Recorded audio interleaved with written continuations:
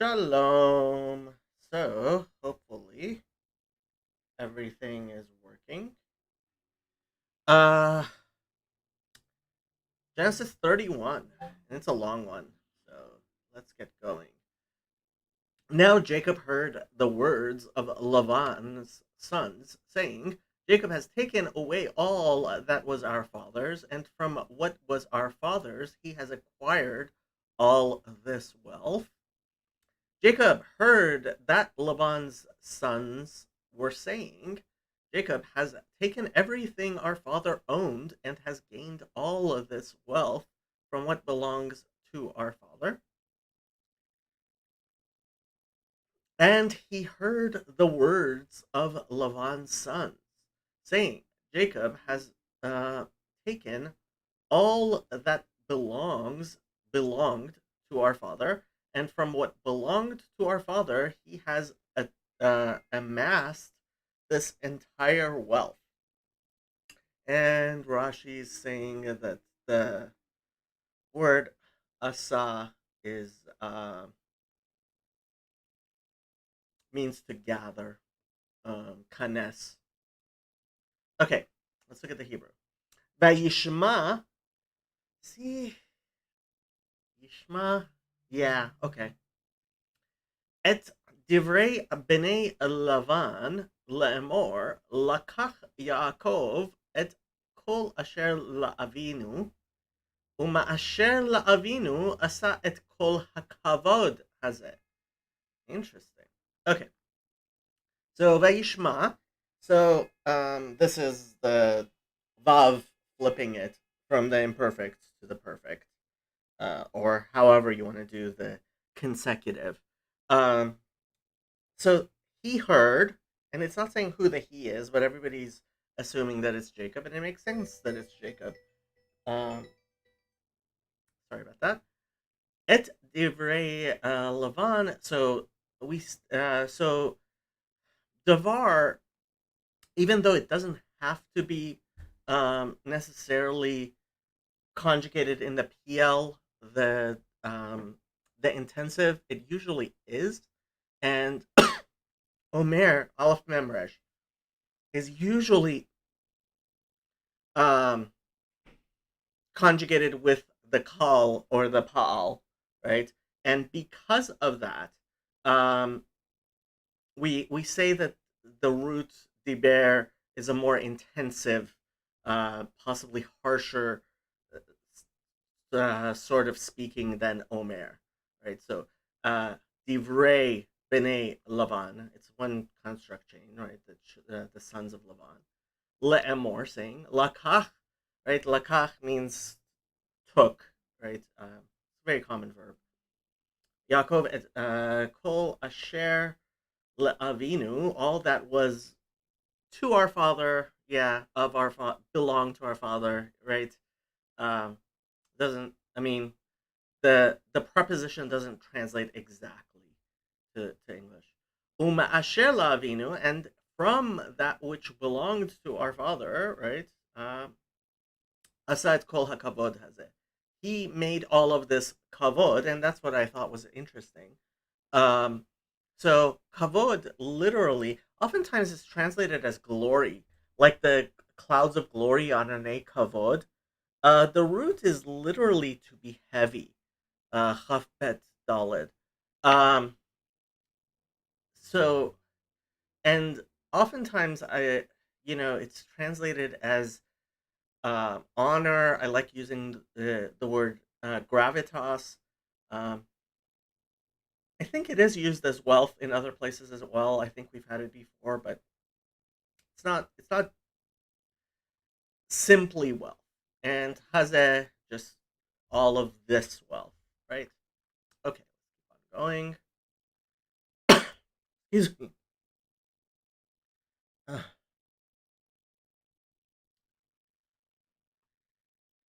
And Jacob saw the countenance of Laban, and indeed it was not favorable toward him as before. And Jacob noticed that Laban's attitude toward him was not what it had been. And Jacob saw Laban's um, countenance, and that he was not disposed toward him as he had been yesterday and the day before.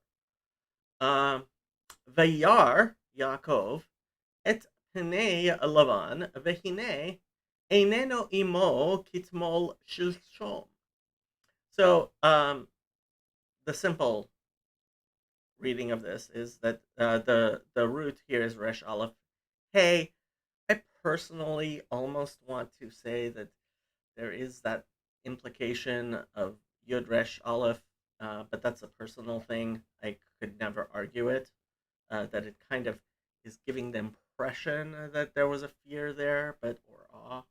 But Yaakov et Penei Lavan, right? The face of Lavan. Panim is always in the plural.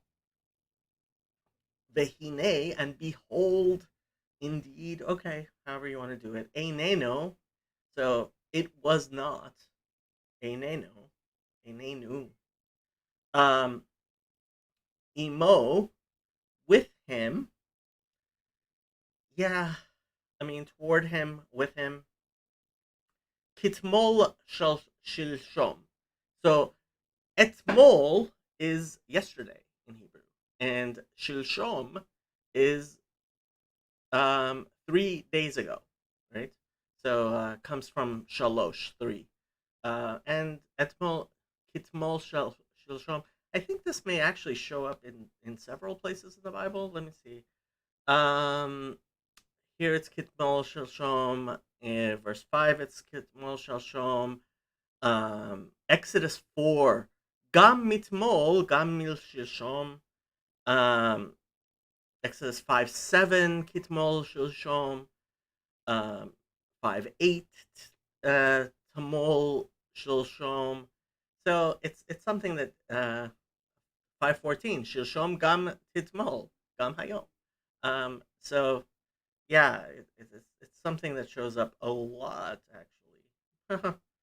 Seems like all pretty much almost all of the 23 occurrences are um, paired with shilshom. And the fact that there are vavs in there, if you're paying attention to the miluim, I did notice it's kind of different from the other ones. As before, from yesterday and the day before, however you want to translate that. I mean, it certainly could mean much longer. Okay, verse 3. Then the Lord said to Jacob, return to the land of your fathers and to your family, and I will be with you. Then the Lord said to Jacob, go back to the land of your fathers and to your relatives, and I will be with you. And the Lord said to Jacob, return to the land of your forefathers and to your birthplace, and I will be with you. Uh, Not going to do all the Rashis. Vayomer Havaya, that's the Tetragrammaton, and this is the less formal way, I mean, less intensive way of saying said. El, preposition with Aleph, Yaakov, Shuv, so this is the command form of to return. So shuv, shin vav bet, I guess is, and we've talked about whether it's a two-letter or a three-letter root before. El again with the aleph, um, Eretz avotecha, so the land of your fathers. I'm not sure why they specifically went forefathers. Uh, even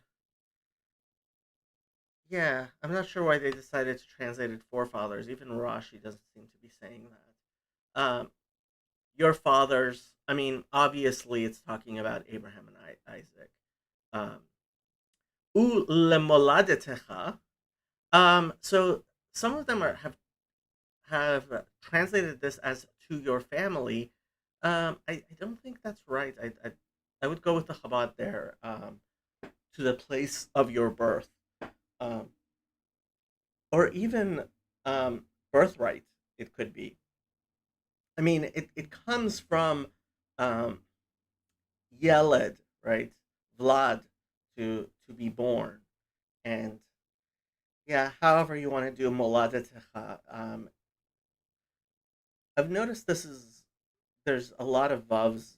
If you're paying attention to the the uh, Hisaron, ve'ehyeh imach, and of course, I mean, yes, while this is I will be with you, it can also be understood as a sort of um, referring to the Tetragrammaton, right? Ve'ehyeh imach, right? And God will be with you.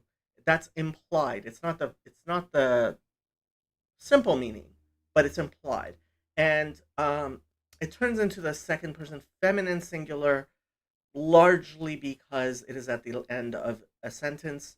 You can expect any imcha at the end of a sentence in the Torah to flip to imach, right? Now, it's perfectly valid, I believe, to darshan the fact that it is in a place where such a thing happens. Okay, verse 4. So Jacob sent and called Rachel and Leah to the field to his flock. So Jacob sent word to Rachel and Leah to come out to the fields where his flocks were. So Jacob sent and called Rachel and Leah to the field to his flocks. Vayishlach Yaakov vayikra lerachel uleleah hasadeh el uh, tzono. I mean, it's very clear what it says. It is kind of peculiar wording, I would say. So Vayishlach, he sent, right?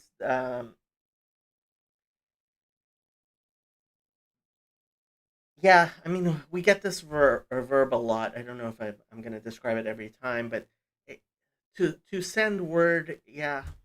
Um, to send a messenger. Vayikra, right? He called Kufresh Aleph. LaRachel u'Leah, to Rachel and Leah.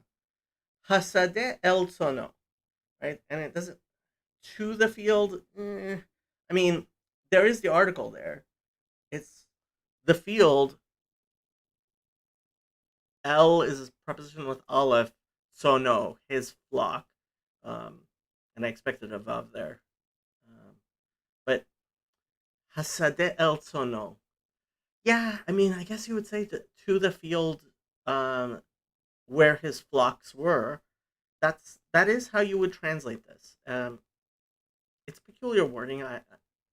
Sounds a tiny bit peculiar to me. I'm not saying it's ungrammatical. It's not necessarily. If I were to read the English and freely translate back to the Hebrew, I would be unlikely to use these exact same words. Okay, verse 35. I mean, verse 5. And God said to them, I see your father's countenance, literally face, that it is not favorable toward me as before, but the God of my father has been with me. He said to them, I see that your father's attitude toward me is not what it was before, but the God of my father has been with me.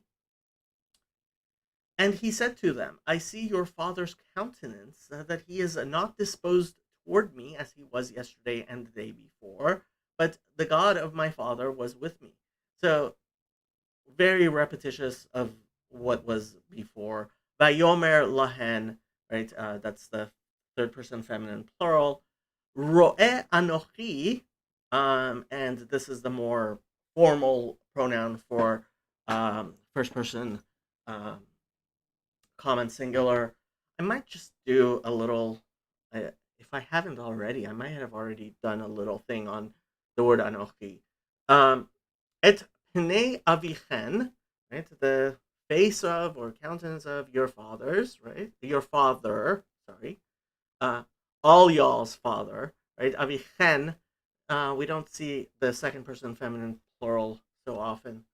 Um, by the way, if anybody has any questions, anything you want me to go over, please feel free. That's the one thing I think I offer on these live streams, which other videos don't. Ki einenu, right?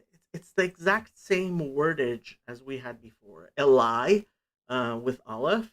Kitmol shilshom, although these are written bechisaron.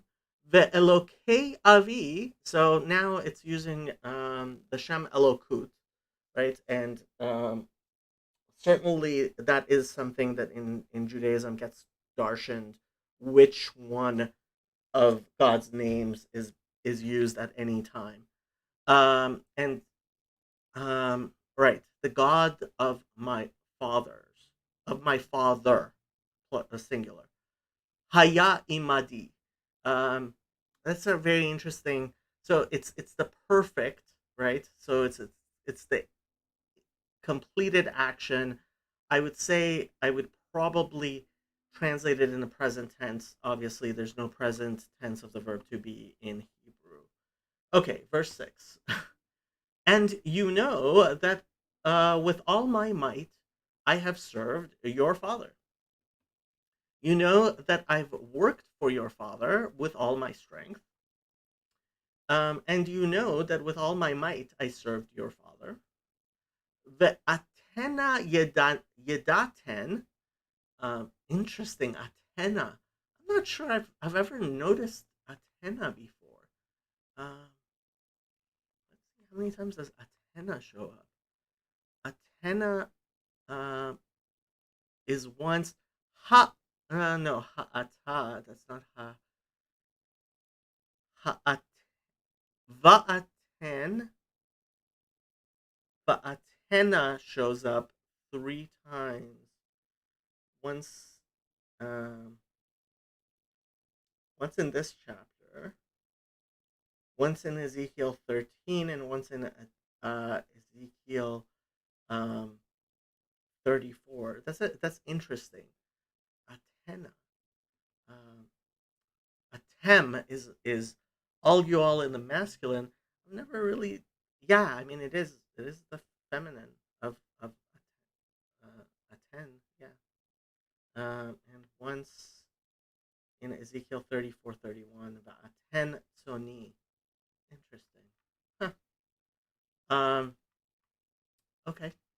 Va'atena yadaten ki behol kochi avadti et avichen. So yadaten, right? This is the intimate form of knowing. Because with all of my koach, right? This is strength. Yes. Um, I would probably translate this with strength because just because I try to keep the same. Um, I try to translate the same way each time, but avaditi, right? So this is ein bet dalid to serve. Yeah, et avichen for your fathers, for all y'all's, right? It's feminine. Okay, verse 7. Yet your father has deceived me and changed my wages 10 times, but God did not allow him to hurt me. Yet your father has cheated me, excuse me, by changing my wages 10 times. However, God has not allowed him to harm me. But your father mocked me and changed my wages 10 times, but God did not permit him to harm me. Uh, Va'avichen hetel. Interesting, hetel. Um, B. Vehechlif et maskurti aseret monim velo netanu Elokim lahara imadi. Interesting. Okay, so va'avichen, right? Your father. Hetel. I do not know this word. It is used 10 times in the Bible, and it seems mostly to secondary formation of talal. He fill. Perhaps akin to Arabic, act coquettishly. So compare hatel, mock trifle with. Fall is deceived. Arabic talam. Modern Palestinian talam. Ethiopic. Aramaic tlama. Hmm.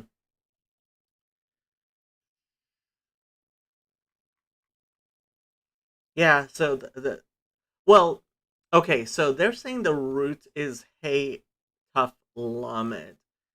Uh, I'm not a big fan of that. And the morphology is saying that it's in the causative.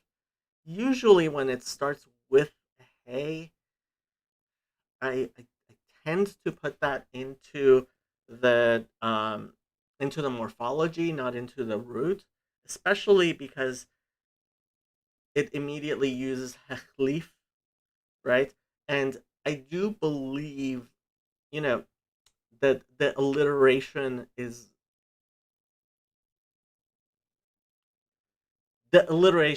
part of the poetry in the words, right? So it's using these two words because they have similar letters in them, similar sounds in them, and I would say similar forms in them. So if this is so, I guess the two choices um, would be either that, well, veyihatel. So in Kings 18:27, it's it actually has the hey there in the imperfect. So either the root is tough lamed lamed, or and this is in the hefil, or it's in or if it might be so let's say it's hey tough lamed. Let's try this. So hey tough lamed and put it into the hefil and see what it gives us. Um, so let's see what we're looking at here. Hetel, right? And if we look into the construction, past tense, so the hay would be doubled. Um, at least that's how the constructor would put it. So seems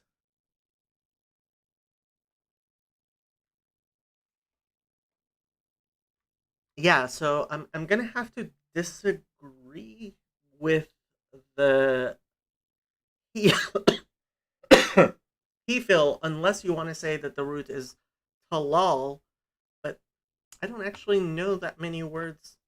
I don't know any words with the root halal. So let's see halal in the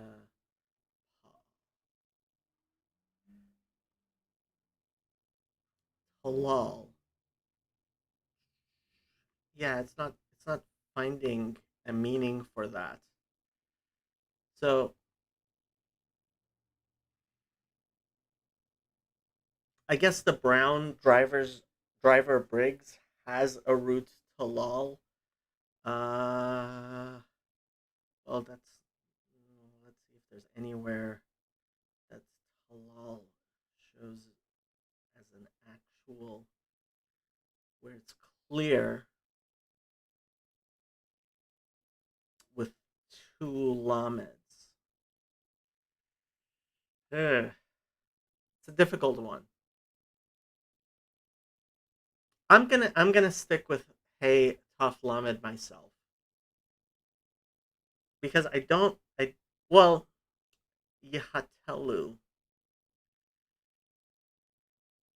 Let's see Jeremiah 9:4.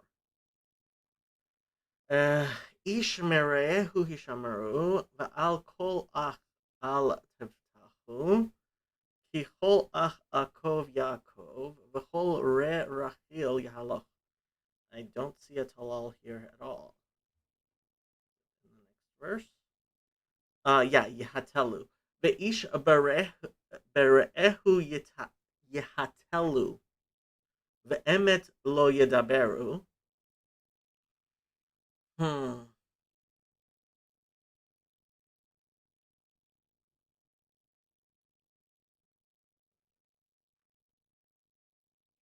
Don't know what to tell you. I would probably stick with hey tough lamed as the three-letter root and say that this is not in the hefil. B, right? He has mocked me is probably how you should translate that because from everywhere I saw. Well, no, I guess deceived is right because the when we looked in Jeremiah, that one was and did not speak the truth. So yeah, deceive I guess is right. Um, Vehechlif. So het lamed pay, very common word. Um, I'm very surprised that here it's in the hefil and there's no yud there. So writing it bechisaron is a bit strange, but caused to change, right? And halaf. I mean, this gets used a lot. You can use your concordance here to switch things up. Um, yeah, it's an interesting concept. And if you've ever studied Jewish law, Chalipin is a thing, which not gonna get into. Um, but I would probably use switched, although um, or exchanged as opposed to changed, because chained change I would usually think of as shin not nun hey not het um, lamed pay. Okay, et maskurti again, written with a kubutz, not a shuruk, and sin chaf resh is wages or rent. Aseret monim. Usually time is pa'amim. So this is construct aseret 10 monim literally counts. Um, that's what mana usually means, monet. Again, written bechisaron. Let's see what Rashi says about monim. A term denoting the base number, which is 10. We learned that Lavan changed his stipulation 100 times. So, aseret monim, I guess I would probably translate it as tens of times. Rashi saying 100 times. Yeah, I would probably translate this tens of times, um, or even tenfold, however you want to do it. Velo natanot Elokim, and literally did not give it to him, but it means did not allow him, right?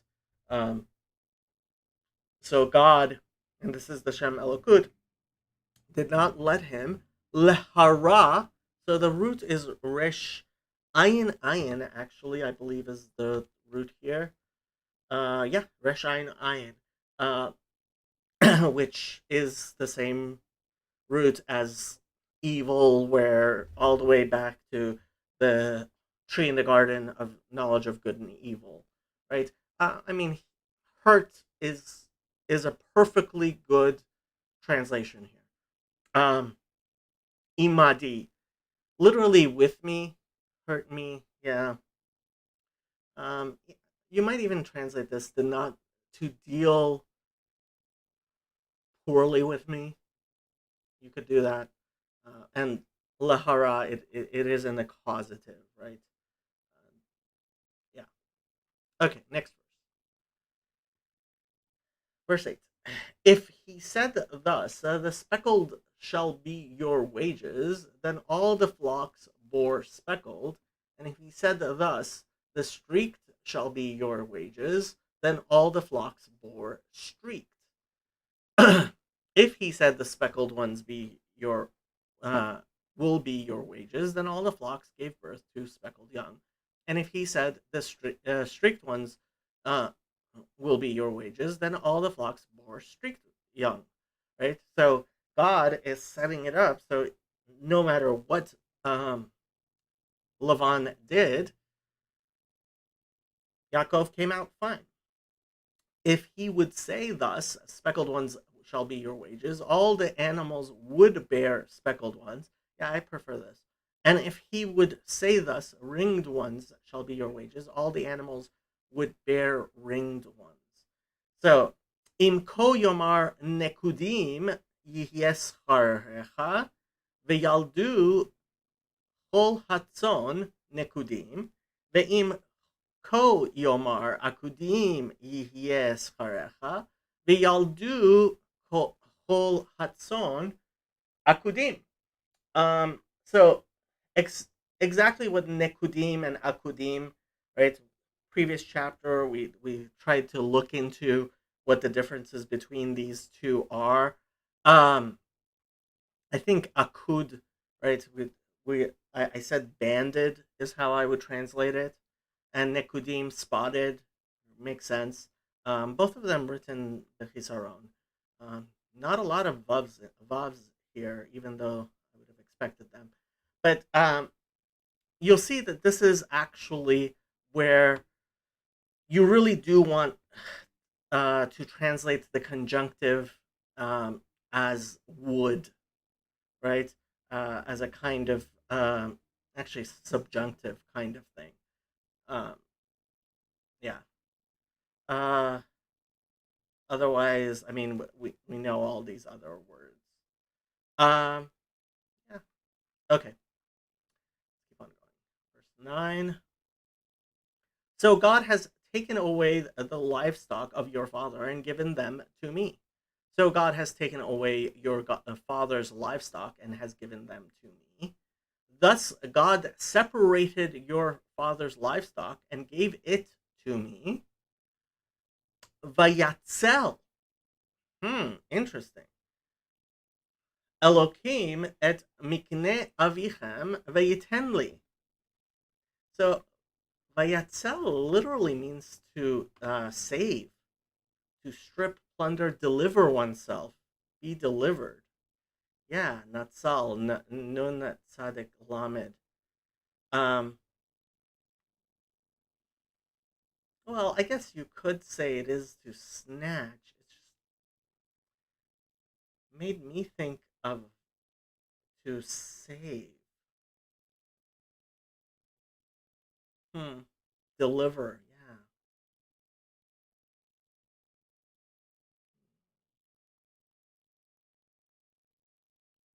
No, I guess it is used of property many times. Okay. I think maybe it's the modern Hebrew sneaking into my thinking here. Um, so again, Shem Elohim, mikne literally means um, things that are bought and sold, but it's used pretty much always, I believe, The root is from uh, acquiring kone kufnun he, but it's used for livestock. Right? Avichen veyitenli, and he gave him to me. Verse 10. And it happened at the time when the flocks conceived that I lifted my eyes and saw in a dream, and behold, the rams which leaped upon the flocks were streaked, speckled, and gray spotted. In breeding season, I once had a dream in which I looked up and saw that the male goats mating with the flock were streaked, speckled, or spotted. And it came to pass at the time the animals came into heat that I lifted my eyes and saw in a dream, and behold, that the he goats that mounted the animals were ringed, speckled, and striped. I'm not gonna do all the Rashis. Okay. ויהי בעת יהם הצאן ואשא עיני ואראה בחלום והנה העתודים העולים על הצאן עקודים נקודים uvrudim. Interesting. Okay. First of all, if you're paying attention to chisarons here, very chisaron. And it was at the time, right, is a time or moment. Yachem literally means to, means, comes from heat, home. Um, I wouldn't say conceived, because conceived, there is a word for that, tahar. I would say went into heat. Hatzon, the esai, and I raised my eyes. It's a very common um, phrasing in Hebrew, to raise your eyes to see something, right? And I saw bechalom, in the dream. There is the article there, right? And it is bemilui. Vehine, and behold, ha'atudim, right? And these are the rams, written with a kubutz. Ha'olim, written bechisaron again, right? Ain lamed he literally means to go up, right? Um, I mean, obviously here it's talking about impregnating, but generally that would usually be bo, bet vav aleph. Here, this language of aliyah, of ascending, which is usually used very much in a spiritual sense, right? Al with ayin, hatzon, akudim, right?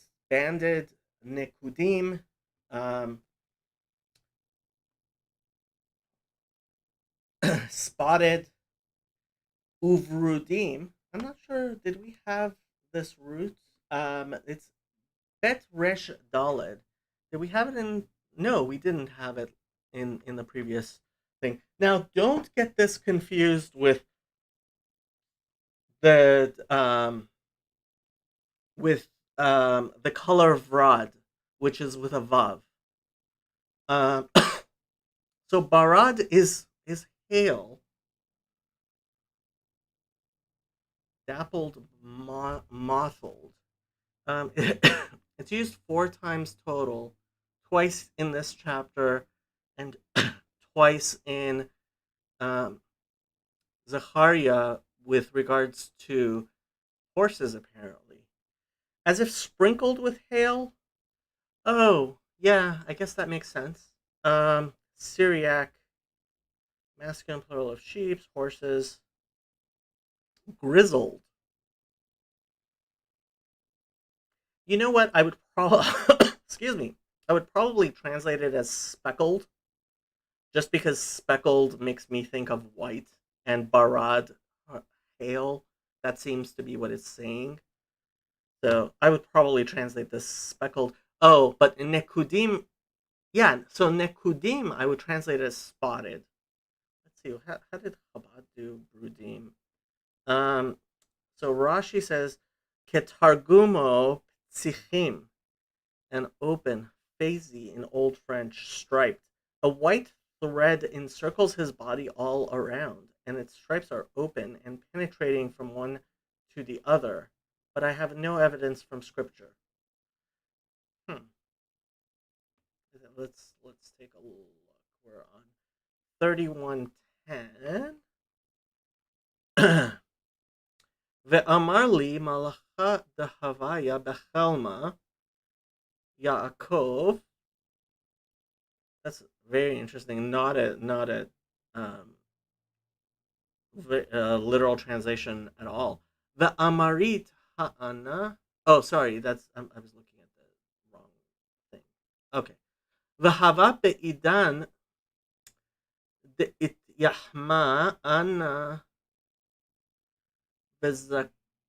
Uzkafit Einai V'Chazet Behelma V'Hat Yashaya Desalkin Al Ana Regolin Nemorin Ufatzichin. Hmm. Yeah. Not sure what you're gonna do with that. Okay, verse 11. Then the angel of God spoke to me in a dream, saying, Jacob, and I said, Here I am. The angel of God said to me, and yeah, we were just talking about this, uh, capitalizing the angel. Obviously, there are no capital letters in Hebrew, so they the capitalizations in Christian Bibles are just so incredibly loaded, very much loaded, and it's the least excusable loading of your beliefs into a translation, in my opinion. Anyway, the angel of God said to me in the dream, Jacob, and I answered, Here I am. And an angel of, so they both did the angel, and here they do an angel. See, this is what gets me. The the obviously very politicized, theologically loaded translations here. So let's look at the actual Hebrew. Vayomer Elai Malach HaElokim. Okay, you know what? I'll say the angel is is understandable here as opposed to an angel, but not the capitalization. Bachalom Yaakov Vaomer Omar, sorry, Hineni. Right? So, and said to me with Aleph, Eli, Malach, angel, Ha Elohim. So Malach is in the construct form with Elohim. And first of all, this isn't Malach Havaya.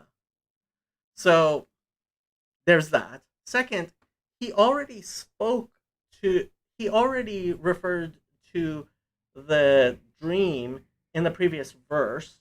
So obviously, so this is a particular thing. There, I mean, the article always goes on the last term in a construct chain, right?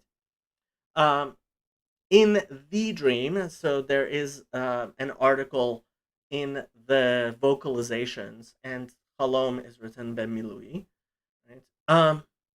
Said Yaakov, and I said, Here I am, Hineni. Comes from that same root, the behold, Hine, but it's me, right? Hineni, here I am. Okay, verse, and Hineni is all over the place in the Bible. And he, capital He. See, ugh.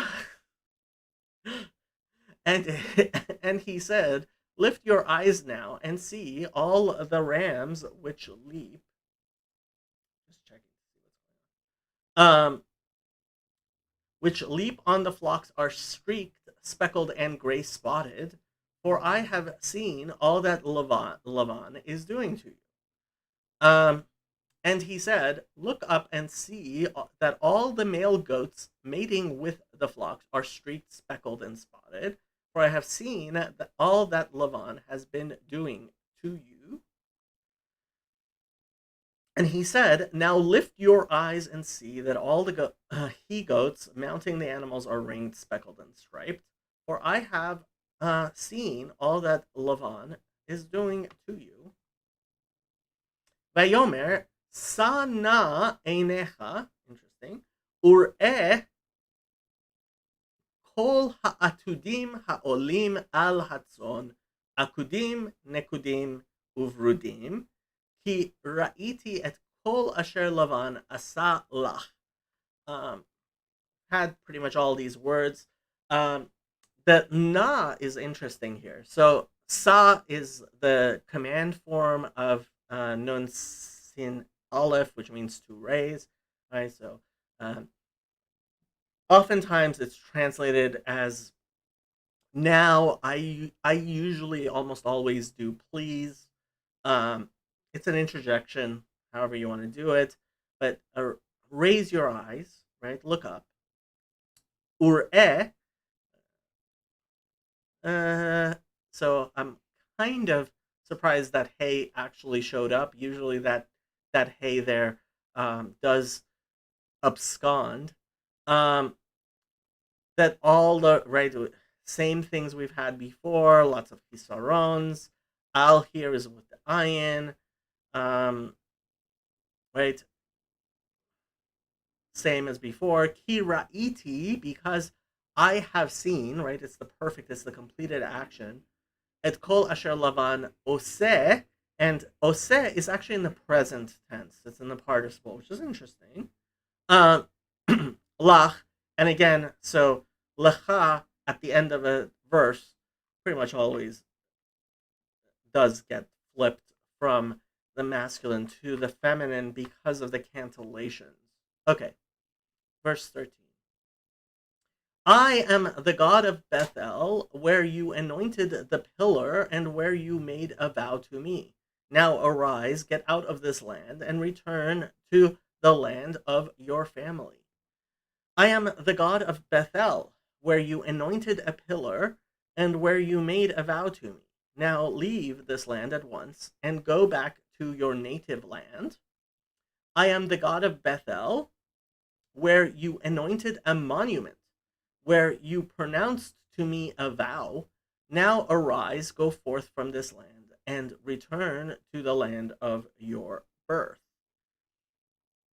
So, Anochi hakel Beit El, asher mashachta sham matzeva, asher nadarti li sham neder, ata kum צא מן הארץ הזאת, ושוב אל ארץ מולדתך.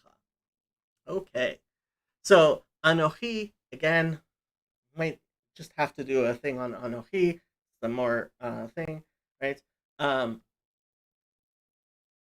And the pronoun does get used in place of the present tense of the verb to be, which doesn't exist in the Hebrew. The God of Beit El, right? So I am the Kel, right, of Bethel, right? It's funny, we for some reason, well, I know what the reason is, because then the name Bethel is used so much. It's the name of an actual of more than one place in Israel, and so we don't switch that particular one, uh, you know, whereas we usually don't say Kel when we're referring to God. So yeah, if you find that interesting. But he's saying, I am that El of Beth El, right? Asher Mashachta Sham. So the root here is anointed like a Mashiach, right? Mem Shin Het. Matzeva, and a pillar. Uh, Honestly, I mean, a matzeva in modern Hebrew, you talk about monuments as in a matzeva is a gravestone, right? Um, so I would probably translate this as a monument, something that is made to stand, matzeva. Asher nadarta, so neder is one of the ways of referring to a vow, and you'll notice the double language, right? Nadarta neder, right? It's a very common thing in Semitic languages. And you vowed to me a vow. Ata, so et means time. Ata means right now, right? So now, ata, kum, that's the command form of to get up, kuf, vav, mem. Tse, um, leave or get out, right? Again, it's the command form. I think the root is yud tzadik aleph. Yeah, yud tzadik aleph. Min haaretz hazot, from this land, haaretz hazot, this land. Veshuv, again in the in the command form, right? Go back. El with aleph. Eretz moladetacha, right? The land of your family. I would almost want to translate this as birthright. It is. I mean, the root is birth there. Okay. 14. Then Rachel and Leah answered and said to him, is there still any portion or inheritance for us in our father's house? Then Rachel and Leah replied, do we still have any share in the inheritance of our father's estate? And Rachel and Leah replied and said to him, do we still have a share or an inheritance in our father's house? And Rashi's saying that they're asking this rhetorically. ותען רחל ולאה ותאמרנה לו, העוד לנו חלק ונחלה בבית אבינו. So, ta'an, right? They answered. Ein nun hey is to answer. So they answered. Rachel and Leah. Vetomarna, and they said, right? They female said to him, ha'od. So a hey at the beginning of a word can turn it into a question, and that's what's going on here. Od. So od means more. Ha'od means is there more? Is there still? Yeah, it makes sense for us. Chelek v'nachala. So chelek means a piece. Nachala is an inheritance. Yeah. As is Yerusha. I'm not sure. I mean, how if you're keeping those separate or not. Obviously, they're different in the Hebrew. The Beit Avinu, in the house of our father. 15. Are we not considered strangers by him? For he has sold us and also completely consumed our money. Does he not regard us as foreigners? Not only has he sold us, but he has used up what was paid for us. Are we not considered by him as strangers? For he sold us and also consumed our money. Halo nochriot. Interesting. Nechshavnu lo. Ki macharanu vayachal gam achol et kaspenu. Interesting. Halo. So again, that hey is turning it into a question. Lo is very rarely written with a vav as it is here. Nochriot. So necher is strange, right? Nochriot, strangers. It's in the feminine. Nechshavnu. This is the nifal of het shin bet, which means the passive of uh, cheshbon is a so an accountant in modern Hebrew is a roa cheshbon, somebody who looks at accounts, right? Um, and a computer is a machshava, or a machshav. Um, so nechshavnu, we have been considered, we are considered, we are thought, lo, by him, ki macharanu, because he sold us, mem chaf resh, to sell, right? Vayochal gam achol. So you see again that this has um, the double usage of aleph chaf lamed, which means literally to eat, to consume, right? Vayochal gam achol. He also completely consumed or used up um, et kaspenu. Kesef literally means silver, and can even mean like to lighten something up. Um, our money, yeah. I mean, like Rashi says, kaspenu. It's the schar that he was supposed to pay. That's what Rashi says. But they're literally saying our silver or our money. Okay. 16. For all these riches which a God has taken from our father are really ours and our children's. Now then, whatever God has said to you, do it. Surely all the wealth that God took away from our fathers belongs to us and our children. So do whatever God has told you. But all the wealth that God separated from our fathers is ours and our children's. So now all that God said to you, do. Kichol ha'osher asher hitzil Elokim me'avinu lo lanu hu ulavanenu ve'ata kol asher amar Elokim elecha aseh. Okay, so Osher with the ayin is riches. Osher with aleph is fortune, happiness, right? Ashrei uh, is somebody who's fortunate or happy, I guess. And yes, we often wish people Osher ve Osher, right, with the ayin and with the aleph.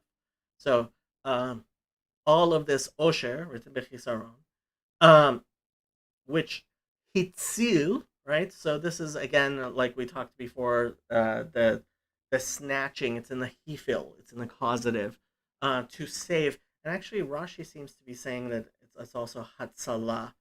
Um, so hitzil. He says lashon hifrish, hey resh shin, right? To separate. To וכן כל לשון הצלה שבמקרא לשון הפרשה. So every hatzala, he's saying every time this is used in the Bible, it's actually talking about separating. שמפרישו מן הרע ומן האויב. That separated him from that which is evil or harm, and from oyev, from the enemy. Um, so even when it says to save, right, to uh, because Hatzalah in modern Hebrew is actually it's Hatzalah in modern Hebrew, it's what you call the ambulance services. Yeah, well, certainly in religious neighborhoods outside.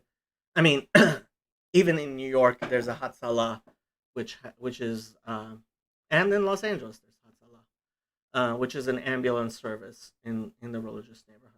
Okay, verse 17.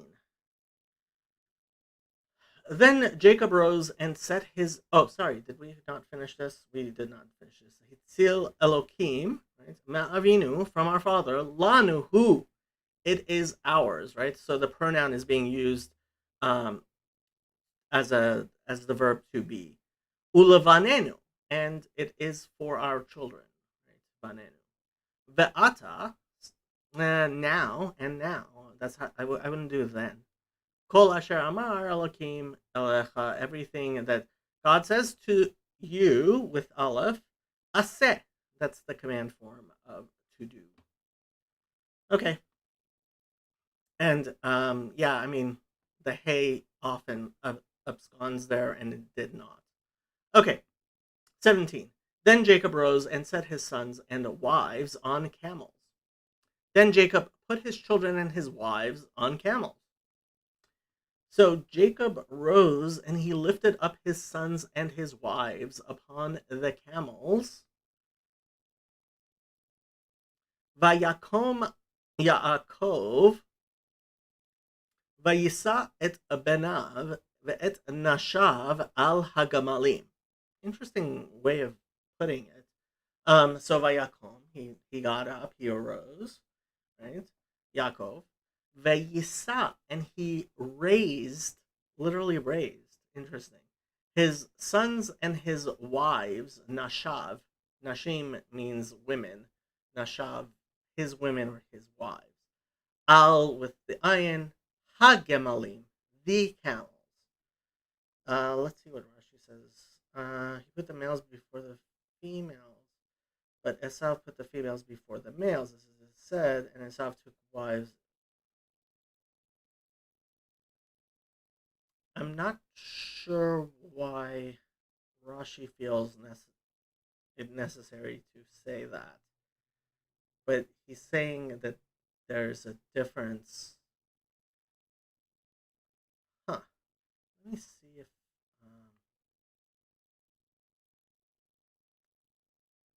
because that that's not. I mean, why is Rashi saying that?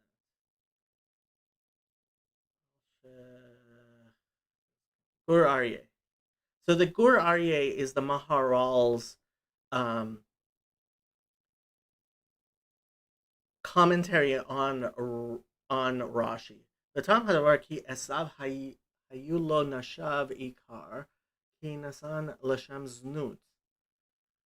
ולכך היה מקדים נשב קודם בניו, ונשב היו עיקר דעתו, רק כי הפנים יצאו ממנו בסיבת תאוות נשב.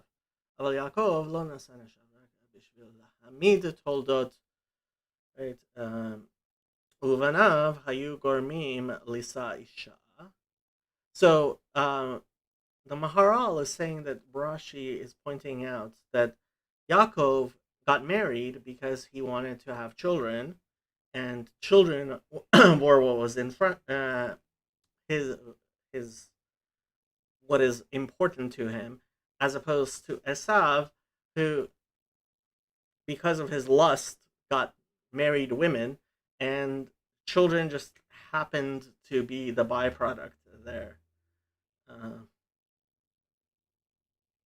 ועוד כי תולדות יעקב, השם יתברך, היה חפץ בהם קודם שנבראו, הם היו גורמים שיישא יעקב נשב. Okay. Okay. I mean, it's very similar thing.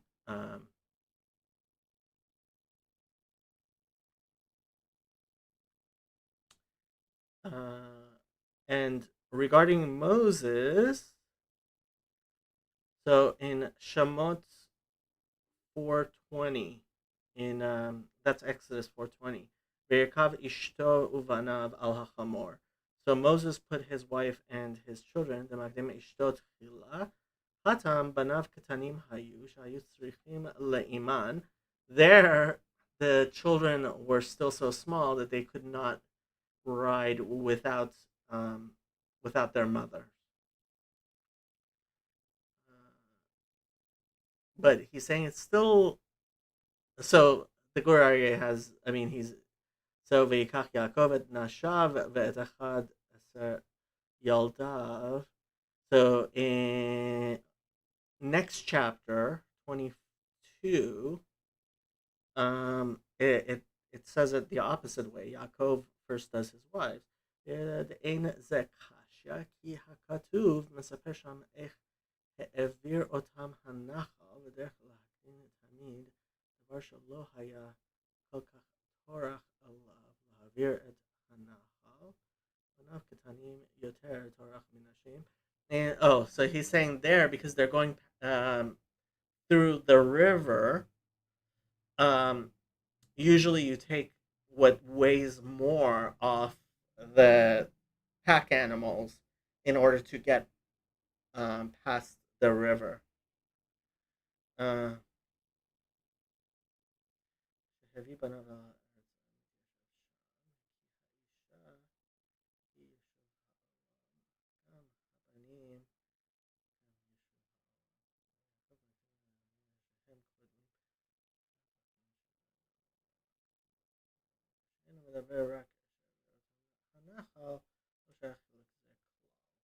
okay.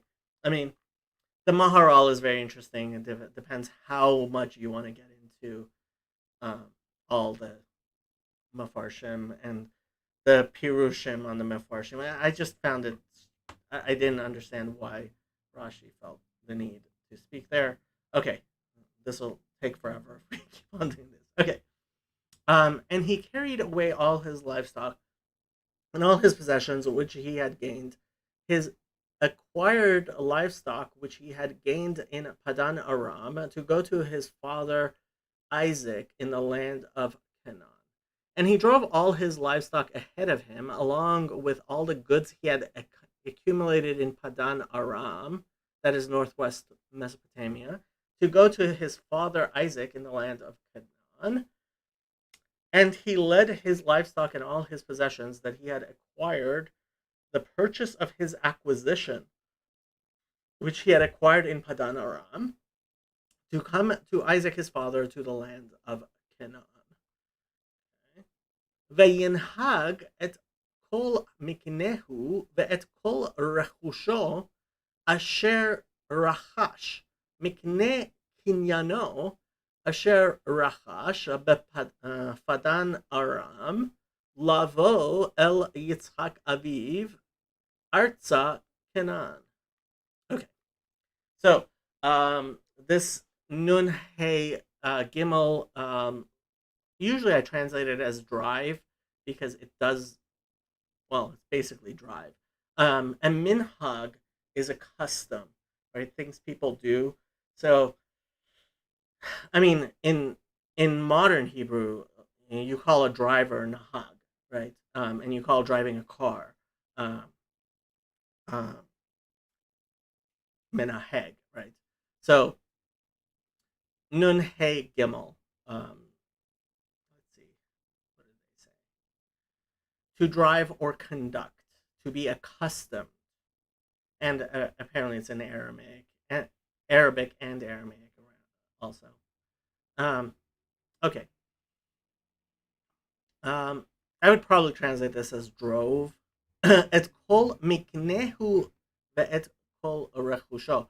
So miknehu, like we said before, comes from acquiring, but refers to livestock. Rachash, so is oftentimes I translate it as loot or booty, property or goods. Okay. In plunder, it can also be. And here it's written bechisaron with a kubutz, asher rachash. And so now you're seeing the again the repetitive language, right? Rechusho asher rachash, right? The possessions which he gained. Mikneh kinyano, right? The livestock which he acquired, right? He acquired, bought. Asher rachash. And it's using the word rachash and kaneh over and over again because it's poetic. In Hebrew, the alliteration is how you write poetry. Bet Padan Aram, right? In Padan Aram. Lavo, literally to come, but to go, written with a vav, El with the aleph, Yitzchak Aviv, right? Isaac his father. Artza, Canaan. So what's going on here is the hey at the end is directional hay, right? Towards the land of Canaan. Um, yeah, and I guess Artsa Canaan. I guess this is a construct of sorts. I'm not sure because the directional hay. Let's see if you wanted to say Beit Aviv, Baita Aviv. I guess yeah, it is a construct. I'm not particularly sure here. The hay at the end is the directional hay though, definitely. Okay, verse 19. Now Lavan had gone to shear his sheep, and Rachel had stolen the household Hebrew teraphim idols that were her father's. Um, when Lavan had gone to shear his sheep, Rachel stole her father's household gods. um, Now Lavan had gone to shear his sheep, and meanwhile Rachel stole her father's teraphim. They didn't even translate teraphim, which I understand. Um, ולבן הלך לגזוז את צאנו, ותגנוב רחל את התרפים אשר לאביה. So Lavan went, halach, right? Ligzoz, infinitive of to shear, right? Yeah, I mean it's to cut, and when you're talking about tzon, it's to shear, right? Tzono, his sheep, his flock. Vatignov. So the root here is that it's very interesting. There are two roots in Hebrew for stealing. There's Gimel Zayin Lamed, Gezel, and there's Gimel Nun Bet, Geneva. And the one in the Ten Commandments is Geneva. And one of the reasons we say that is because um, somebody who's ganav, right, is um, willing to risk human life, whereas a gazlan is somebody who's more just a property thief type thing. And it's interesting that it's using the ganav um, here. Let's see. Does Rashi say anything? Um, he's not saying anything about ganav. Well, well, he's saying she did it because she didn't want her father practicing idolatry, but why it's tignov and written the chisaron as opposed to tigzol, I'm not sure. Rachel et haterafim. Not sure how many places terafim shows up. This is the first time it shows up in the Bible. Not that many times, actually. Well, not that many times, at least in the Torah. It's 15 occurrences. Let's see what they have to say here. Plural of a majesty, a kind of idol object of reverence and means of divination. Etymology meaning dubious. Uh, Assyrian tarpu, specter. Compare Rephaim. Hmm.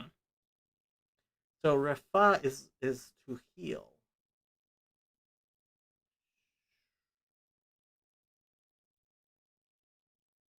Hmm.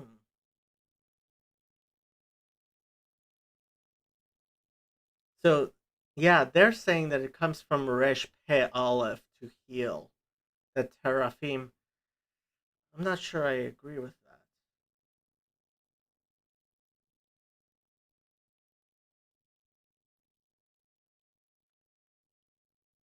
Phoenician proper name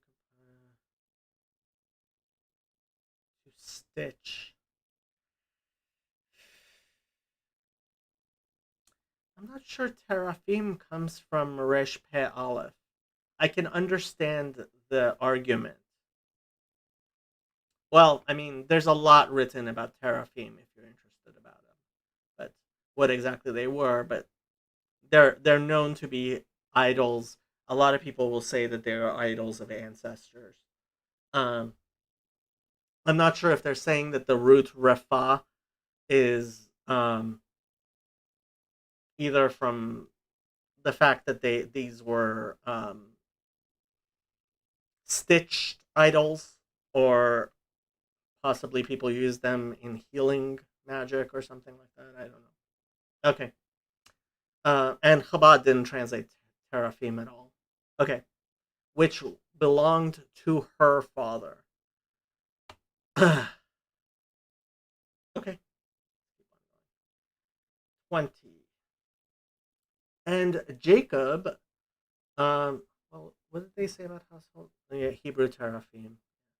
And Jacob stole away, unknown to Lavan the Syrian, in that he did not tell him that he intended to flee. Moreover, Jacob deceived Lavan the Aramean by not telling him he was running away. And Jacob concealed from Lavan the Aramean by not telling him that he was fleeing. Vayignov Yaakov et lev Lavan. Interesting way of putting it, Ha'arami. Al bli higidlo ki boreachu. Interesting way of putting it.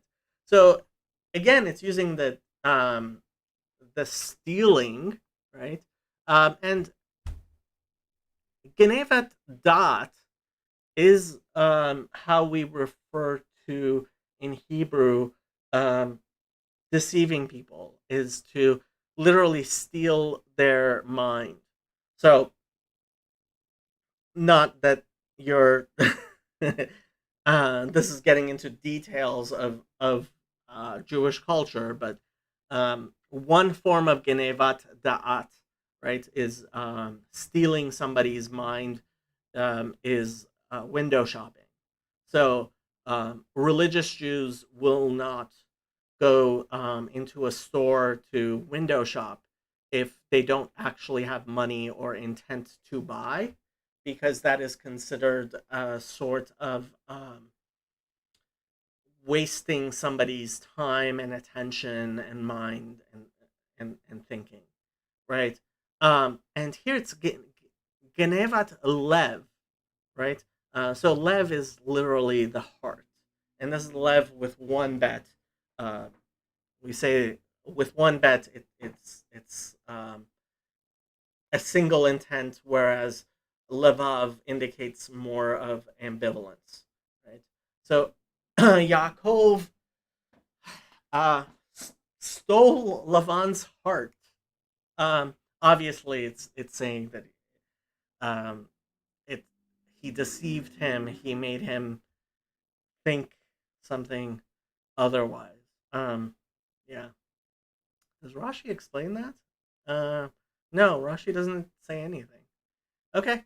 Lavan Ha'arami, right? Lavan, the Aramean, or I guess you could translate that as Syrian. Al Blihigidlo. So it's the preposition of the ayin. Um, in that he did not tell him. Bli means not, without telling him. Higidlo. Um, Higid is the hefil of, literally it means to touch, but to let know, to, yeah. Ki boreahu. Now this is also interesting. Bet resh het is to flee, right? That he was fleeing. Boreahu. Um, and it's in the present tense. Yeah. I mean, I I don't know how I would translate in a way that would make clear all the peculiarities of this verse. But it is, in my mind, a peculiar verse. Okay, 21. So he fled with all that he had. He arose and crossed the river and set his face toward the mountains of Gilead. So he fled with all he had, crossed the Euphrates River, and headed for the hill country of Gilead. Uh, so he and all that were his, his fled, and he arose and crossed the river, and he directed his face toward Mount Gilead. Veyavrachu, v'chol asher lo, veyakom veyavor et hanahar, vayasem et panav har hagilad. Interesting. Again, I'm not sure how you would translate the peculiarities here. So veyivrach, who, right, and he fled. Um, the pronoun is a little peculiar there. Um, same root, boreach, right, but now it's in the completed action. And all that was his, the whole asher lo, vayakom, and he got up, vayavor. So ayin bet resh is the same root as the word Hebrew to cross over. To ever means other side, right? Et hanahar, the river, vayasam et panav. So this is why all of them are kind of wondering how to put it. He could have just said upana, right? So pe nun he is a root meaning to turn. A pina is a corner. Panim is face, and it also means inside. Lifnim, right? Um, but it's vayasem et panav, and he set his face. Interesting way of putting it. Har hagilad. Um, so har is a hill or a mountain. Hagilad.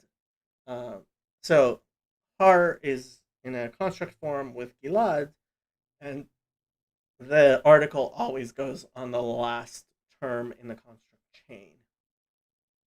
And gilad usually gets translated as Gilead. Okay. And Lavan was told on the third day that Jacob had fled. On the third day, Lavan was told that Jacob had fled. On the third day, Lavan was informed that Jacob had fled. Vayugad lelavan bayom hashlishi ki barach Yaakov. So, Yugad is the hofal, which is the passive of the causative, right? One of the more rare binyanim. Um, and it's right, just like higid lo yagid. He didn't tell him. We're using the same words over again. It's written with a kubutz. Uh, Bayom hashlishi, on the third day. Um, yeah, shlishi. This isn't construct. This here shlishi is an adjective. He barach Yaakov, that Yaakov had fled. Same root we had before. Bet resh het. 23. Then he took his brethren with him and pursued him for 7 days' journey, and he overtook him in the mountains of Gilead. Taking his relatives with him, he pursued Jacob for 7 days and caught up with him in the hill country of Gilead. He took his kinsmen with him, and he pursued him 7 days' journey, and he overtook him at Mount Gilead.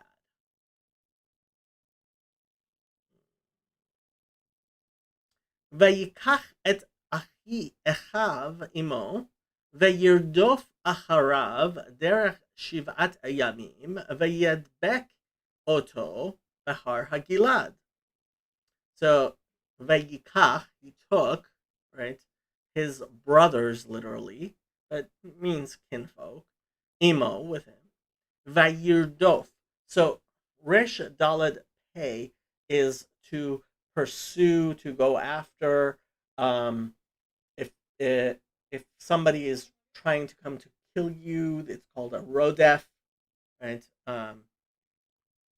So you can use your concordance there, but answers in bechisaron. So he pursued after him. He went after him. Derech Shivat Yamim. So this is one construct chain. Derech means a road or way. Shivat Yamim, 7 days. Vayadbek Oto. So this is interesting. The root is Dalad Bet Kuf, which literally means to cleave to, right? In modern Hebrew, it can they use it for the word glue. You may know the word dibik, which is from the Yiddish, which is a type of a dibik is like a poltergeist, something that um, possesses human beings. And it's the same root that's used in Genesis where it says, "And a man shall cleave to his wife." So, and overtook him. He caught up to him. He got attached to him. Maybe. Um, Oto is the direct object marker. Ito would be with him. It would be the preposition with. Behar Hagilad, in the hill of. I would actually probably translate this as Mount Gilad. Well, there's the hay there. How did they translate it? No, they did out at Mount Gilad. Yeah, you can say hill country. That's understandable. Okay, 24. But God had come to Lavan the Syrian in a dream by night and said to him, "Be careful that you speak to Jacob neither good nor bad." Interesting. Then God came to Laban the Aramean in a dream at night and said to him, "Be careful not to say anything to Jacob, either good or bad." And God came to Laban the Aramean in a dream of the night, and he said to him, "Beware lest you speak with Jacob either good or evil." Um, Interesting, Rashi, not going to do it. Vayavo Elokim el Lavan. No, thank you. Ha'arami bahalom halayla vayomer lo hishamer lecha pen tedaber im Yaakov mitov adra. So Vayavo came to Mechisaron, Shem Elokut, El with an Aleph, Lavan Harami, Bachalom. So Bachalom Halayla. So it has an article both in on Chalom and Laila. Chalom is written Bechisaron, which it wasn't earlier when we were talking about dreams. Um, yeah, night dream. That's interesting. Why it says particularly in a night dream. Vayomer lo, and he said to him, Hishamer. So, um, the root shin mem resh means to guard or to keep, and here is be warned.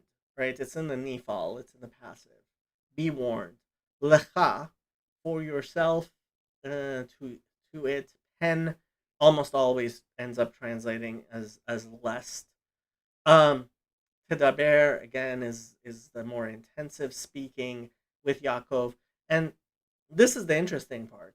I'm not sure I would have translated it neither good nor bad because it's mitov adra. It's like from good to until evil, right? Anything in between included, right? So it's not either or. It's hey Edwin, how you doing? Um, it's from to, right? The whole way. Okay, 25. So Lavan overtook Jacob. Now Jacob had pitched his tent in the mountains, and Lavan with his brethren pitched in the mountains of Gilead.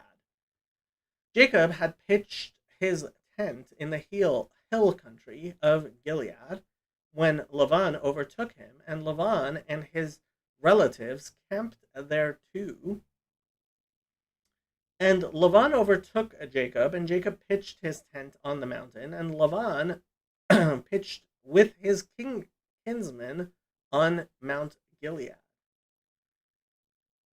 Vayaseg Lavan et Yaakov, Yaakov taka et ohalo bahar, Velavan taka et Achav bahar hagilad. Interesting. These are not the words I was actually expecting. So vayaseg, right? Hasaga means to get to, right? And it's not the same dabek that we had in the previous verse. Now, I mean, hasaga oftentimes is used to understand, to reach or overtake. Nasag, nun, sin, gimel. Afford, insufficient, prosper. Overtook 6 times. Overtake 7 times. So I guess, yeah, it is overtaking. Maybe I'm thinking of modern Hebrew where hasaga is to understand something. Reach, attain, for your hand to get to.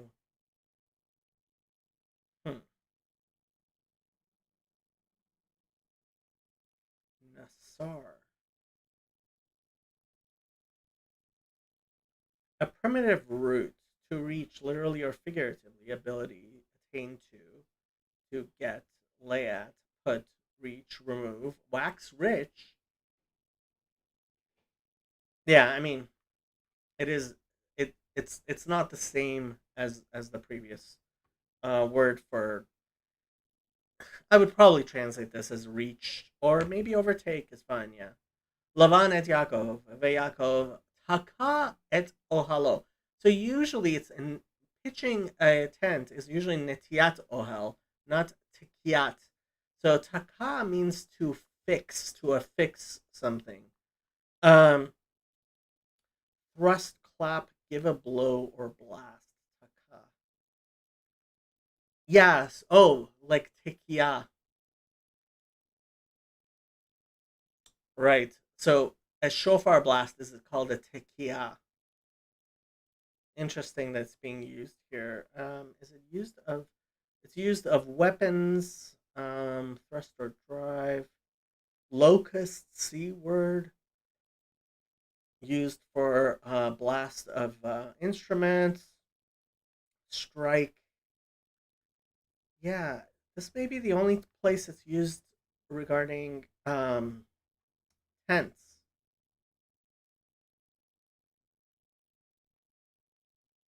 I would probably translate this as struck, not as pitch, just because if I wanted to translate back, I would probably use netia when we talked about pitching a tent. His ohel, his tent. Bahar, right? I would say on the hill, right? There is the article there in the vocalization. And Lavan taka et echav, so he pitched his kinsman, so he set his kinsman, Bahar Hagilad. Um, yeah, I mean, I guess it's fine if you want to use the hill country, but seems to me it was just all Mount Gilead. Anyway, 26. And Lavan said to Jacob, "What?" So he got a dream saying you shouldn't talk to him, and now he's talking to him. Seems like a bad idea to me. What have you done that you have stolen away unknown to me and carried away my daughters like captives taken with the sword? Then Laban said to Jacob, "What have you done? You've deceived me and you've carried off my daughters like captives in war." And Laban said to Jacob, "What have you done that you concealed from me and led away my daughters like prisoners of war?" Vayomer Lavan leYaakov, me asita. ותגנוב את לבבי ותנהג את בנותיי כשבויות חרב. Okay, interesting. So Lavan says to him, Me asita, what have you done? That's a very common thing to say in Hebrew. What have you done? Vatignov et lavavi. So literally, like we said before, you stole my heart, you deceived me. V'tanaheg et benotai, and you, I guess, carried away my daughters, benotai. It's in Bechisaron, by the way. Kashvuyot charev. So shvuyim are captives, right? Shvuyot are female captives, and it's in the construct form with cherev, which means sword. And obviously, you could translate this as war, but literally, it is with right, sword captives, war captives. Yeah, uh, but it is kishvuot. There's the prepositional chaf there. Okay, 27. Why did you flee away secretly and steal away from me and not tell me? For I might have sent you away with joy and songs, with timbrel and harp. Somehow I doubt that. Why did you run off secretly and deceive me? Why didn't you tell me so I could send you away with joy and singing to the music of timbrels and harps? Why have you fled secretly and concealed from me, and not told me? I would have sent you away with joy and with songs, and with drum and with harp. Lama nachveta. Interesting. Nachveta. I don't know that root. Livroach vetignov et vetignov oti velo higadata. Sorry, li va'ashalachacha ashalachacha va'ashalachacha. That's a hard one. Besimha uvshirim betof uvechinor. Okay, so lama, why? Nachbeta. So the root is het bet aleph, which I don't really know. Oh, huh. It's actually used quite a bit. 33 times. A lot more than I thought. Um, to withdraw or to hide. Let's see, where else is it used? In Genesis 3, Laruach. Oh, that's when Adam and Chava hid themselves. Interesting. Those are the two times it's used in the Torah. Well, three times, but twice. Um, in Joshua again to hide. Yeah, so again, so this is to hide. Um, and so it's in the Nephal. It's the passive. Why were you hidden? Literally. Lama nachbeta. Why did you hide yourself? I guess. Yeah. Livroach. Oh, well, okay, so they're doing this backwards. Livroach means to flee. Nachbeta, secretly. Why did you run away secretly? I guess is the way I would translate it. Vetignovoti, literally, did you steal me, but deceive me. Velo higaratili, you didn't tell me. Va'ashalachecha, I would have sent you away, right, shaloach. Besimha, happily, with simha. Uvshirim, and with songs. Betof, tof is usually translated as drums or tambourines, things you knock on. Uv chinor. Chinor in modern Hebrew means violin, but I think it's any sort of stringed instruments. So they're doing harps. Um, 28. Um, and you did not allow me to kiss my sons and my daughters. Now you have done foolishly in so doing. You didn't even let me kiss my grandchildren and my daughters goodbye. You have done a foolish thing, and you did not allow me to kiss my sons and daughters. Now you have acted foolishly. Velo netashtani, okay, lenashek levanai velivnotai, ata hiskalta aso. Interesting way of putting it. Okay, so excuse me. Lo netashtani, netashtani, none het shin, to leave, forsake, or permit. This is the first time it's used in the Bible. Uh, okay, so regarding the shvi'it, right, the leaving land fallow, it's used there. Uh,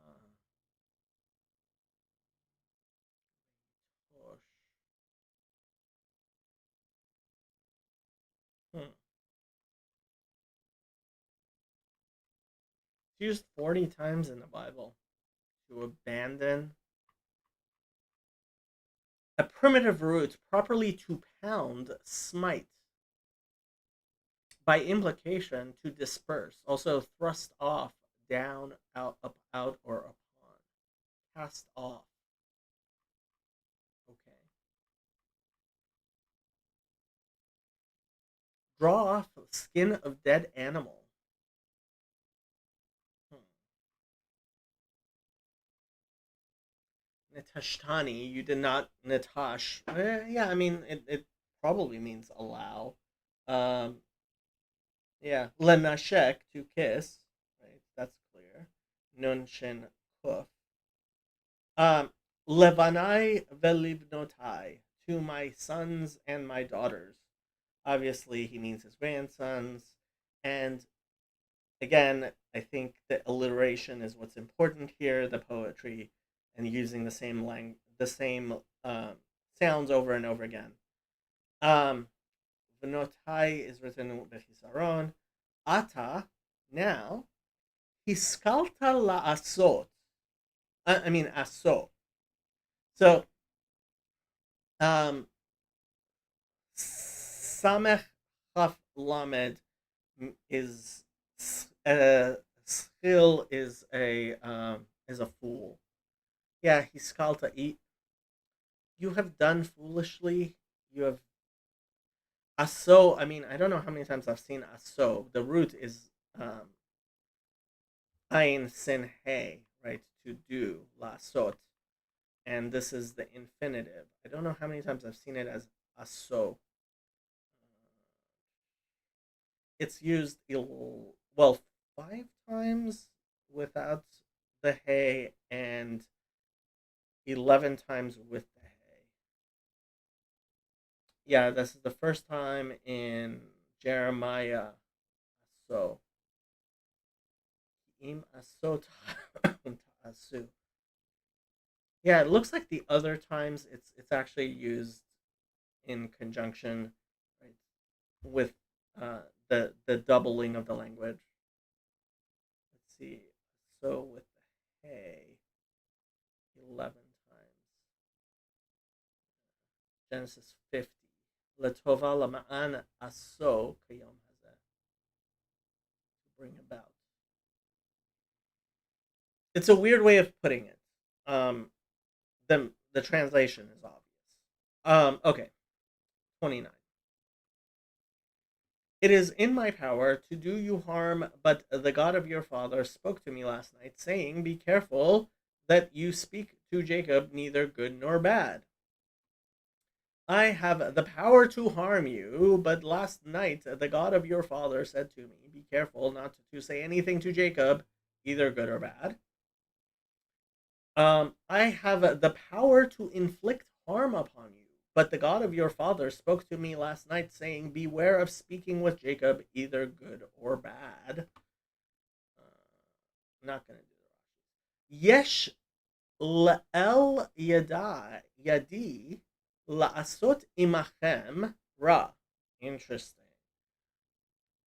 Ve'elokei avichem emesh amar Elai le'emor hishamer lacha midaber im Yaakov mitov ad ra.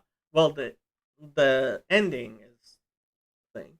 So literally, it is in the power. Well, so El does get translated as God, but here it does mean El Yadi, right? It's within the power of my hand. Yeah, I mean this is a construct of El and Yad, of hand or arm. Yeah, it is in my power. El Yadi. Again, this is not something. I mean, the meaning is clear. The translation, I think, is rather clear. It's just, however you translate it, it's not going to um, transmit the peculiarities in the language in the Hebrew. La'asot imachem, to do to all y'all, ra, harm, evil. Ve'elokei avichem, and the God of all y'all, right? Emesh, so Emesh last night, yeah, yesterday, of uncertain derivation, used 5 times total. Um, it's like etmol, but it's emesh. So, don't know what to tell you. Um, Amar Alai said to me with Aleph, Lemor, Hishamer Lecha, right? This is the same thing we had before. So, very similar language. Okay, 30. And now you have surely gone because you greatly long for your father's house. But why did you steal my gods? Now you have gone off because you longed to return to your father's household. But why did you steal my gods? Uh, but now you have gone away, for you longed for your father's house. But why have you stolen my gods? Uh, Ve'ata haloch halachta ki נחשפת לבית אביך, lama ganavta et Elohai. Sorry, should not euphemize that. So va'ata, and now haloch halachta, right? So we're getting the double language of to walk, and right. You surely walked. You surely went. He nichsof nichsafta, right? And like I said before, kesef means silver, can mean money. Um, Here it means too long, right? And it is used in other places in a similar manner to kind of bleach or to be whitened with, I guess, right? Yeah, it's used in Tehillim as well. Uh, this is the first time it's used.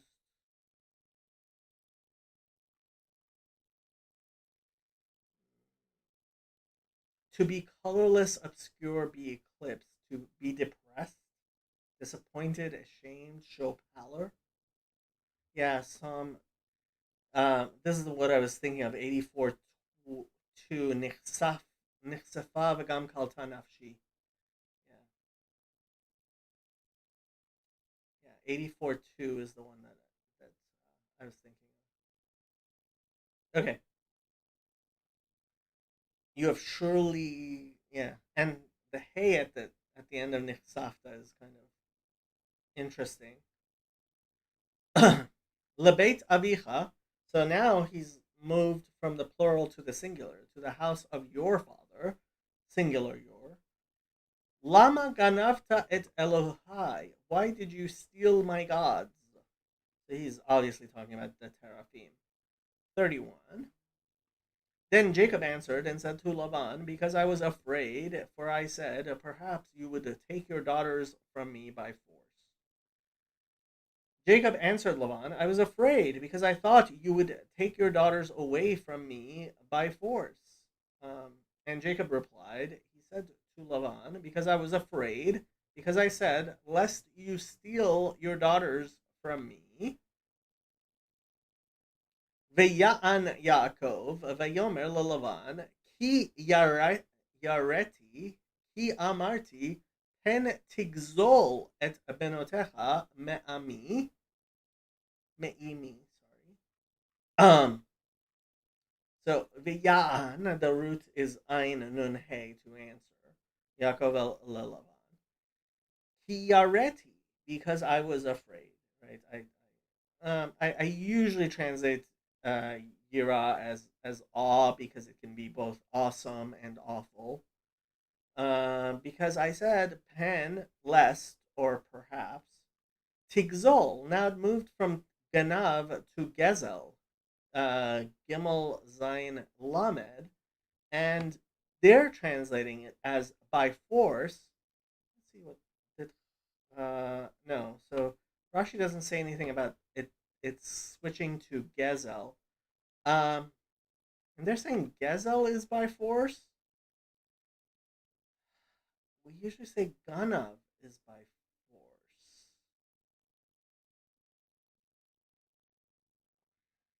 Take violent possession of. So they're pretty sure that this is plunder. This is forceful taking. Whereas that's not how we usually speak about it, at least not in a rabbinic Hebrew. And the Ten Commandments, it is Geneva, right? Lo tignov, not no lo tigzol. So, et benotecha, now benot is with a vav, me'imi, from being with me, from me. Okay, 32. With whomever you find your gods, do not let him live. In the presence of our brethren, identify what I have of yours and take it with you. For Jacob did not know that Rachel had stolen them. But if you find anyone who has your gods, that person shall not live. In the presence of our relatives, see for yourself whether there is anything of yours here with me, and if so, take it. Now Jacob did not know that Rachel had stolen the gods. The one with whom you find your gods shall not live. Um, and Rashi says that's why Rachel died on the way. In the presence of our father, of our brothers, recognize for yourself what is with me, and take it for yourself. For Jacob did not know that Rachel had stolen them.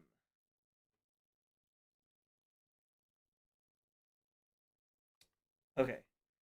Im asher timtza et Elohecha, sorry, um, lo yichye. Neged achenu haker lecha ma imadi, vekach lach velo yada Yaakov ki Rachel genavatam. So,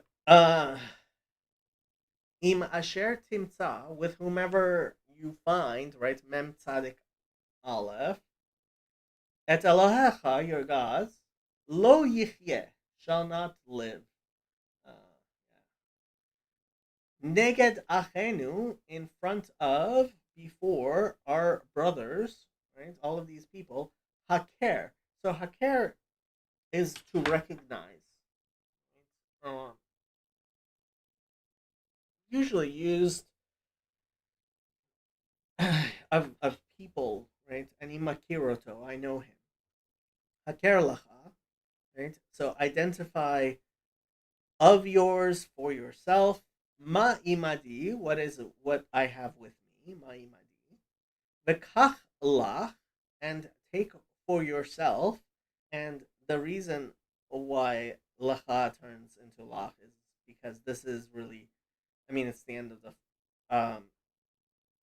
It's the cancellations because it's the end of the phrase.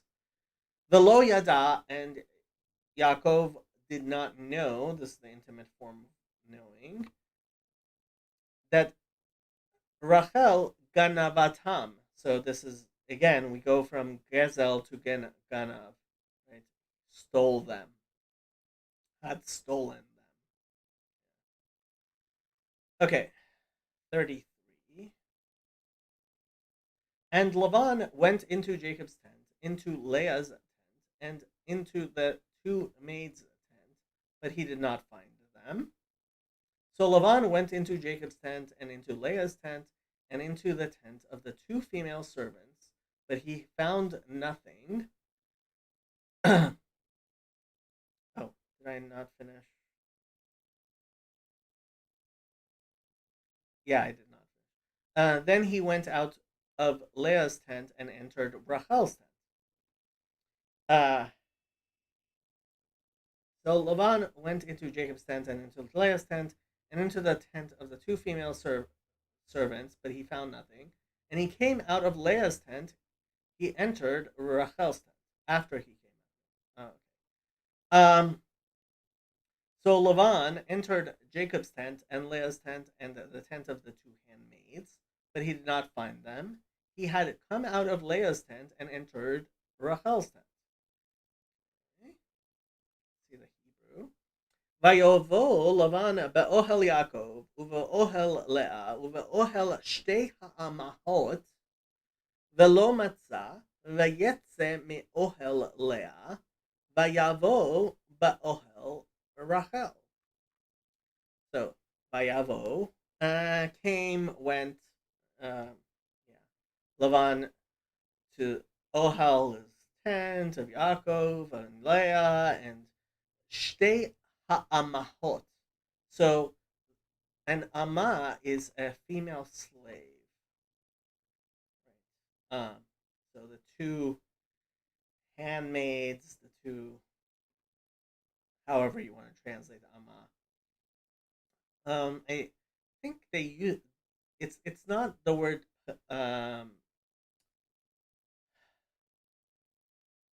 plegesh, which is concubine, or shifcha, which is another way of talking about a maid servant or handmaid servant, however you want to do that. Velo matzah, and he did not find, right? Metzia is to find. Vayetze, right? So this is different, I guess related. I mean, again, with the 2 or 3 letter root, whichever you're doing, but alliteration. So he went out, Yetzeh me'ohel Leah, vayavo be'ohel Rachel, and he came into the ohel of Rachel. And all these ohalim are written bechisaron. Okay, 34. Now Rachel had taken the household idols, teraphim, put them in the camel's saddle, and sat on them. And Lavan searched all about the tent, but did not find them. Felt. Okay. Now Rachel had taken the household gods and put them inside her camel's saddle and was sitting on them. Lavan searched through everything in the tent, but found nothing. Kind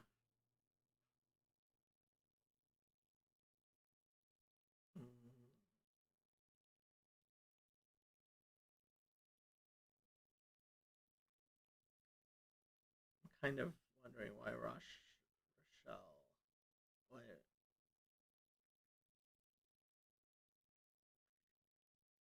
Okay, I'm not going to do the Rashi. But Rachel had taken the teraphim and placed them in the camel saddle and sat upon them. So Lavan felt about the entire tent, but did not find them.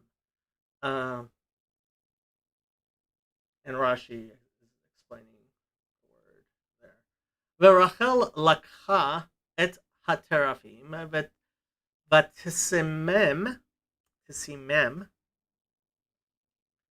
Bechar Hagamal Vateshev Alehem Vayimashesh Lavan et Kol Haohel Velo Matzah. So Rachel took Lakcha et Haterafim, the Terafim, Vatisimem, and put them, right, set them, Bechar. So this is where Rashi says Bechar, an expression of pillows, karim, and cushions, kisatot.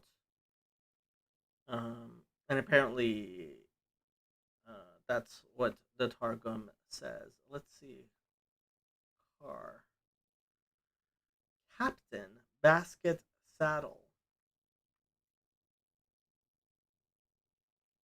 Hmm.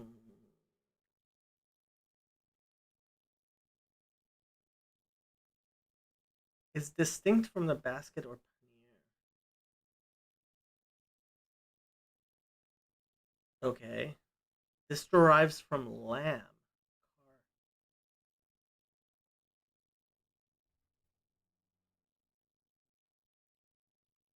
Pasture Karim?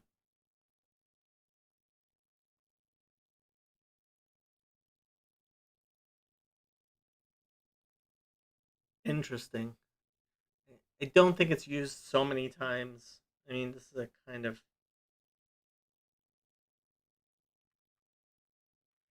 the 16 times mostly are nothing like saddle. Let me see what Rashi says again. Lashon Karim B'Kstut.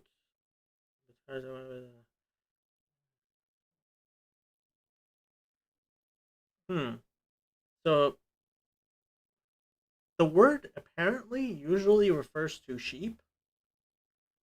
Um, so by derivation from that is a basket or pillows. It is what it is. But the car of the camel, right? So it's in construct form um with gamal, and she sat upon them. Vayimashesh, literally to touch, to feel, search. Okay, probably I would probably translate this as felt. Lavan et kol ha'ohel, the whole thing, velo matzah, and he did not find. Doesn't say what he did not find, but he did not find. Okay, 35. And she said to her father, let it not displease my lord that I cannot rise before you, for the manner of women is with me. And he searched, but did not find the household idols, the teraphim. Um, Rachel said to her father, don't be angry, my lord, that I cannot stand up in your presence. I am having my period. So he searched, but could not find the household gods. And she said to her father, let my lord not be annoyed, for I cannot rise before you, for the way of women is upon me. So he searched, but did not find the teraphim. Vatomer el aviha, al yichar bene adoni, ki lo uchal lakum mipanecha, ki derech nashim li, vayahapes velo matza et teraphim. Lots of vavs here, which I did not expect. So she said, El with Aleph, um, Aviha, her father, Al Yichar. So Haron Af, both used as anger or displease. Literally, it means for your nostrils to flare, right? So Yichar.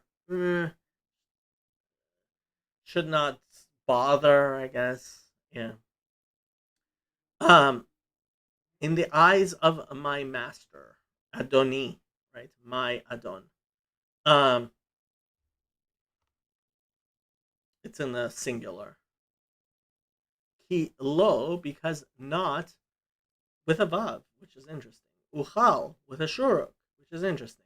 The root is yachol to be able to. Um, I cannot rise. Lakum. Mi panecha, before you. Um, because the way of women, derech nashim, and this is used in many places, several places, uh, uh, talking about female cycle, uh, is with me. It's that type time of the month. Vayichapes, so means to search. Het sin pay, and he did not find the teraphim. Yeah, and this time lo is written without a vav. So 36. Then Jacob was angry and rebuked Lavan, and Jacob answered and said to Lavan, "What is my trespass, my transgression?" Jacob was angry and took Lavan to task. "What is my crime?" he asked Lavan. Oh, did I not finish? "What is my sin that you have so hotly pursued me? How have I wronged you that you hunt me down?" And Jacob was annoyed, and he quarreled with Laban, and he said to Laban, "What is my transgression? What is my sin that you have pursued me?" Vayichar Yaakov, Vayarev belavan, Vayaan Yaakov, Vayomer lelavan, Ma pish'i ma chatati ki dalakta acharai. Um, So Yechar, like we said before, Haron, right? To displease or angry. So it angered Jacob. Vayarev. So Riva is to fight with, to contend with, strive, contend. Um, yeah, plead your case, quarrel noisily. Bet Lavan. So he fought with Lavan. Is how I would probably translate it, not necessarily rebuked. Vayaan, and he answered, yeah, and Yaakov answered. I guess responded maybe would be the word. Vayomer, and he said to Lavan, "Ma pish'i." So pesha, pe shin ayin, as opposed to a het, is usually thought of as a sin that is deliberate, uh, transgression from pasha, to rebel, transgress. Um, and chet is sin, as in missing the mark. It is an archery term. Hidalakta acharai. Uh, so dolek means to set fire, burn, hotly pursue. Okay, I don't know how many times it's used for pursue. Looks like it's the only time. Oh no, apparently it's used hotly pursue more than once. Yeah, chasing in First Samuel 17. Okay, I mean leka is to burn, kindle. Hadlakat nerot, right? To light uh candles that you set that you hotly pursued me. Dalakta aharai. Okay, 37.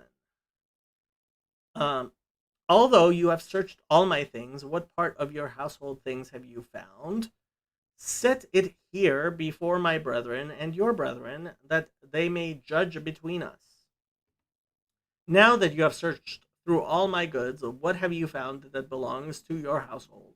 Put it here in front of your relatives and mine, and let them judge between the two of us.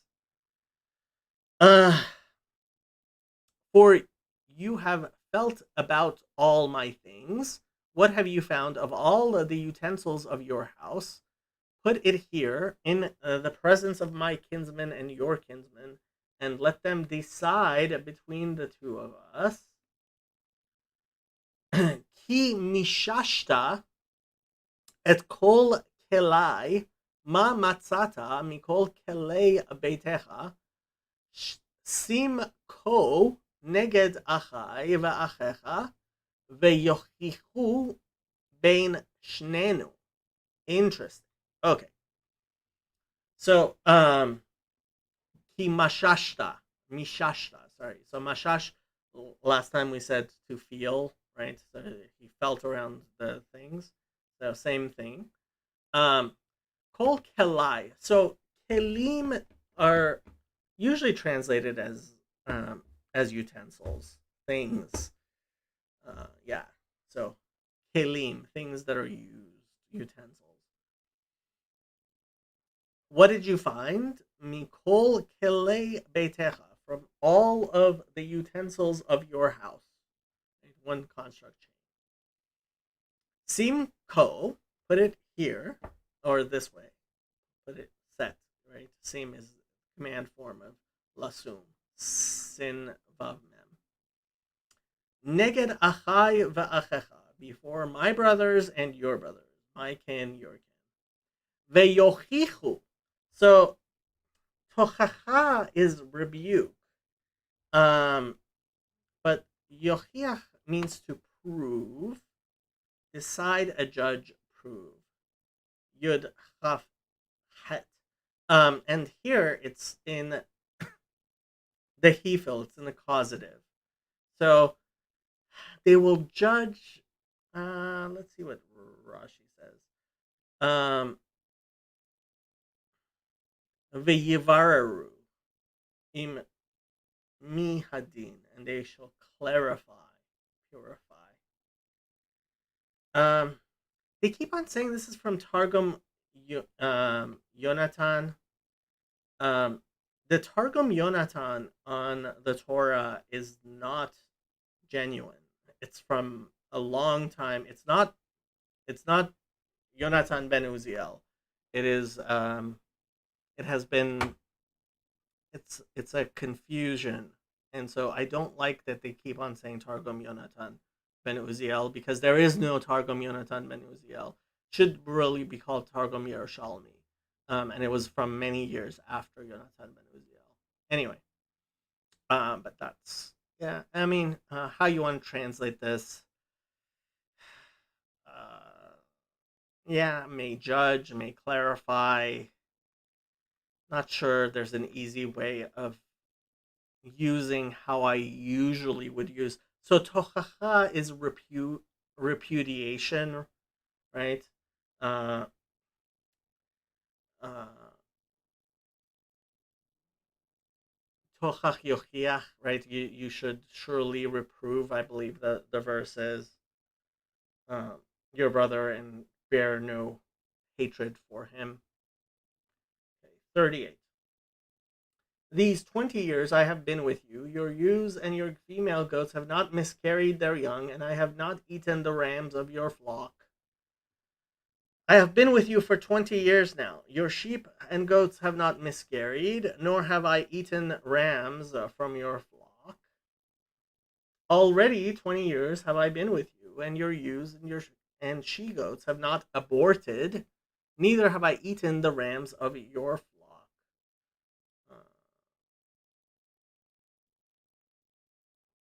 זה 20 שנה אנוכי עמך, רחליך ועזיך לא שיקלו, ואלי צונך לא אכלתי.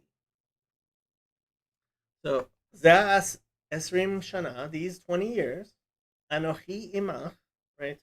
Again, אנוכי is the more formal, what I, imach, probably being switched from imcha because of um, the what should we call it, mark right there, the cancellation mark right there. But again, how you want to darshan that, rachelecha, right? Your use, yeah, Rachel. I mean, it is related to the name Rachel. Only used 4 times as you or she, meaning to journey. Yeah. ve'izecha, and your female goats, lo shikelu. So um, shin chaf lamed, to be bereaved.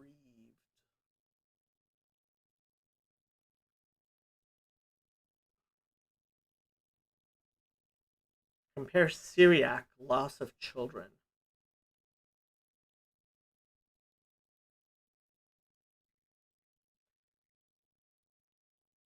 Make childless, cause barrenness, miscarrying.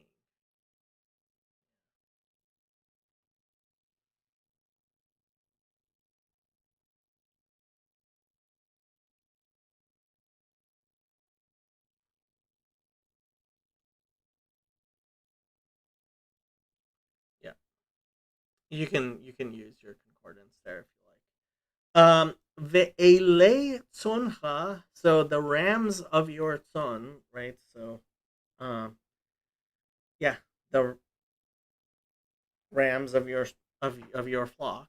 Lo achalti, I have not eaten, consumed. Yeah. Okay, 39. That which was torn by beasts I did not bring to you. I bore the loss of it. You required it from my hand, whether stolen by day or stolen by night. I did not bring you animals torn by wild beasts. I bore the loss myself, and you demanded payment from me for whatever was stolen by day or night. I have not brought home to you anything torn by other animals. I would suffer its loss. From my hand, you would demand it. What was stolen by day and what was stolen by night. Uh, Trefa lo heveti alecha, anochi achatena. Interesting. Miyadi, tevakshena, genuvti yom, ugenuvti laila. Okay. So, tarefa is something that is torn, right? Treif in means not kosher because it's something that wasn't shechted. That's where the word treif comes from. So I didn't bring something that was torn by beasts, right? Trefa lo heveti elecha, with an aleph, right? I did not bring to you. Anochi achatena. So again, he's using the anochi, the yeah, that's what I thought. It's so sin to go wrong. So het sometimes is used as in to oh, this is one of my favorite shirts and it has holes in it now. I know that didn't matter to you, but it matters to me. um, um so um het can sometimes also mean to purify. So I I bore it. Yeah, it's. I mean, they're also saying it's coming from chet. There isn't the aleph there. Chet is usually chet, um, aleph. But yeah. Um, I would probably translate it as I purified it. Maybe I'm not sure how you want to translate that achatena, but that's what it means to bear that I took it upon myself. Miyadi tevakshena. So from my hand, bakesh means to require or to ask. Vakasha means please, right? Bavakasha in Hebrew, you would say, um, do something, please. You would say bavakasha, please. Or if you want, actually, it also means um, you're welcome. But tavakshena, you would ask it or require it from me. Genufti yom ugenufti laila. That which was stolen. Genufti is I mean, it's a strange way of putting it. Um,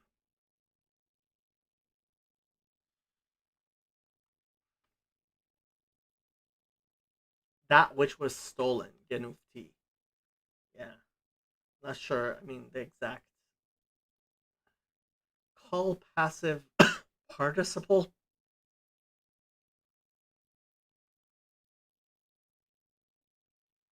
Mm, let's see here. Passive participle. Mm,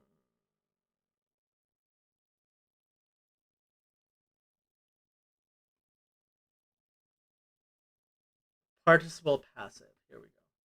A passive participle is a non finite verbal form with passive or reflexive voice that can function as a verb, an adjective, or a noun. Here it's as a noun. In Biblical Hebrew, participles most often function as either an attributive adjective or a predicative adjective.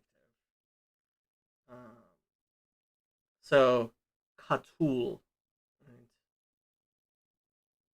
Niktal. Where's the passive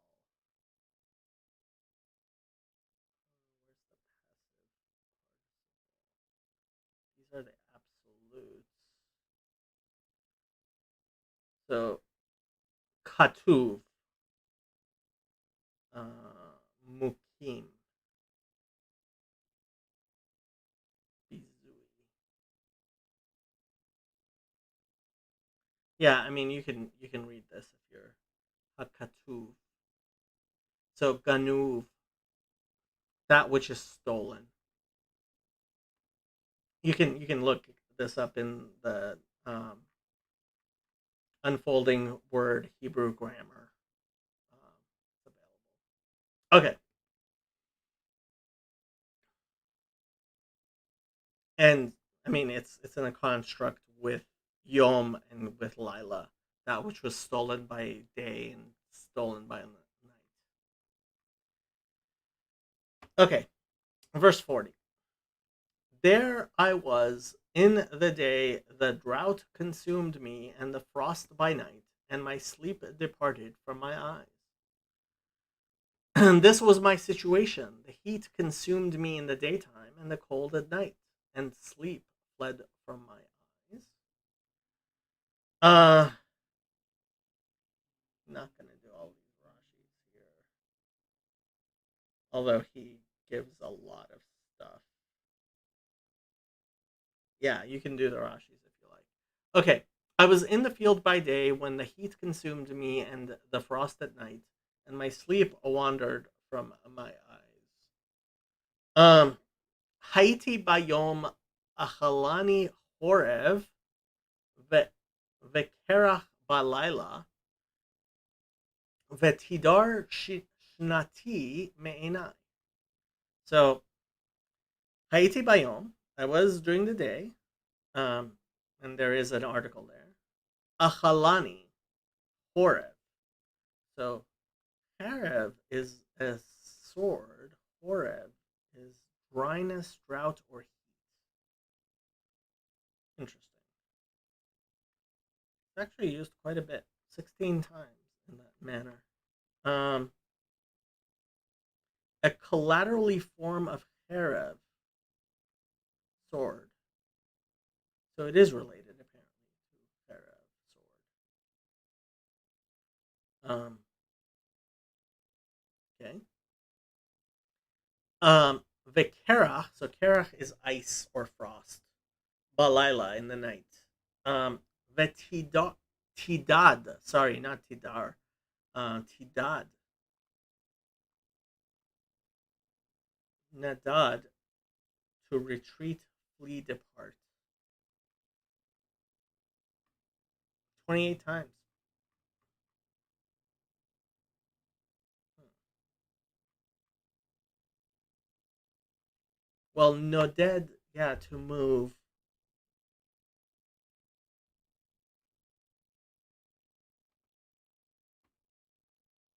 Let's see what Rashi said, but Nadad. Shinati is from Shina, we knew that. Okay. Um, so departed Shinati. Shana means sleep from my eye, my eyes. Okay, next verse. Thus I have been in your house 20 years. I served you 14 years for your two daughters, and 6 years for your flock, and you have changed my wages 10 times. It was like this for 20 years I was in your household. I worked for you 14 years for your two daughters and 6 years for your flocks, and you changed my wages 10 times. This is 20 years that I've spent in your house. I served you 14 years for your two daughters and 6 years for your animals, and you changed my wages 10 times. זה לי 20 שנה בביתך, עבדתיך 14 שנה בשתי בנותיך, ו6 שנים בצאנך, ותחלף את משכורתי 10 מונים. So very similar to this language we had before. Hey, Skyfire, how you doing? Long time no talk. Um, so Zeli, right? This is how it was for me, right? Let me see. How long ago did Skyfire?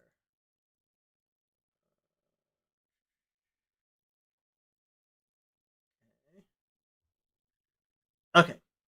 Um, so this is how it was, Zeli. This is how it was, right? Or is. Esrim Shana, 20 years, Bebeta, in your house. Avadticha, I served you 14 years for your two daughters. Benot is written Bechisaron. Veshesh Shanim Betzoncha, and 6 years for your flock, right? Batachalef, again, Chalipin is Khalifa is what was used again, was the switching. Um, my maskuret, my wages, again, Aseret Monim, like we had before. Okay, 42. Unless the God of my father, the God of Abraham, and the fear of Isaac had been with me, surely now you would have sent me away empty handed. God has seen my affliction and the labor of my hands and rebuked you last night. If the God of my father, the God of Abraham, and the fear of Isaac had not been with me, sorry, you would surely have sent me away empty handed. But God has seen my hardship and the toil of my hands, and last night he rebuked you. Had not the God of my father, the God of Abraham, and the fear of Isaac been for me, you would now have sent me away empty handed. God has seen my affliction and the toil of my hands, and he reproved you last night. Um,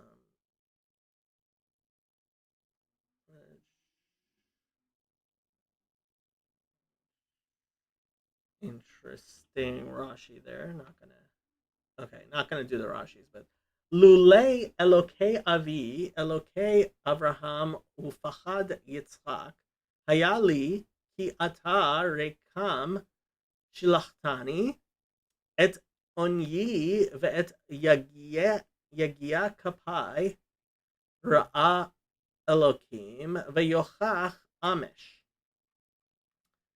Okay, so Lule, unless or if not, right? The gods of my fathers, Elokei Avi.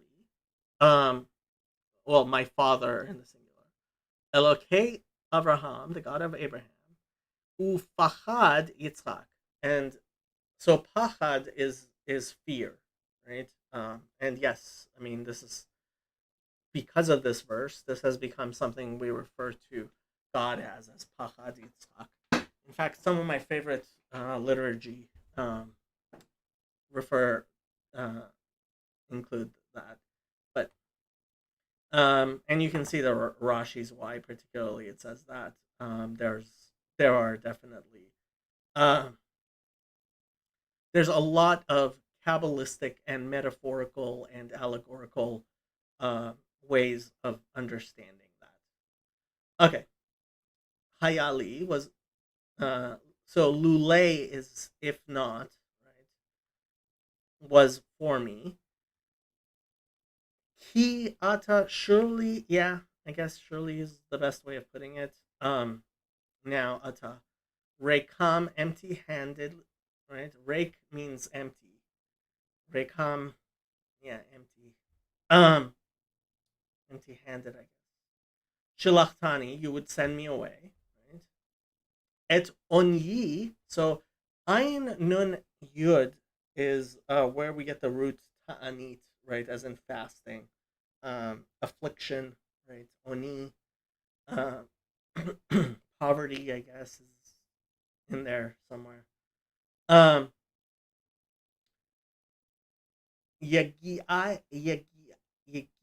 kapai. So yagia means striving, labor, right? To and yagiat kapayim, right? The work of your hands. This is something that shows up a lot, certainly in modern Hebrew. I think also in the Bible. Yagiat kapayim. Yeah, Job 10:3 is also kapecha. Um, I thought it was also, um, but apparently not. I thought it was in the curses of Adam. Psalm 128, yeah, kapecha. So the work of your hands, really. Okay, kapai, my hands, right? Kaf. So um, yad is arm. Kaf is literally the palm. Ra'a Elohim. So God saw the work of my hands. Veyochach Amish. So Yochach again is the word rebuke, judgment that we had before, and Emesh, like we said, was last night, and it at the end of the sentence it turns into Amish. Okay, 43. And Laban answered and said to Jacob, these daughters are my daughters, and these children are my children, and this flock is my flock. All that you see is mine, but what can I do this day to these my daughters and to their children whom they have borne? Laban answered Jacob, the women are my daughters, and the the children are my children, and the flocks are my flocks.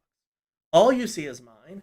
Yet what can I do today about these daughters of mine, or about the children that they have borne? And Laban answered and said to Jacob, the daughters are my daughters, and the sons are my sons, and the animals are my animals, and all that you see is mine. Now, what would I do to these daughters of mine today, or to their children whom they have borne? V'ya'an Lavan v'yomer el Yaakov, habanot benotai, v'habanim banai, v'hatzon tzoni, v'chol asher ata ro'eh li hu, v'livnotai ma ese la'ele hayom o levanehem asher yaladu. So answered Vayan Lavan to Jacob with the Aleph, right? El with an Aleph. Habanot written with a Vav, but Benotai written bechisaron. Right? So the daughters are my daughters. The Habanim and the sons, the Banai, are my sons. The Hatzon, Tzoni, and the flock is my flock.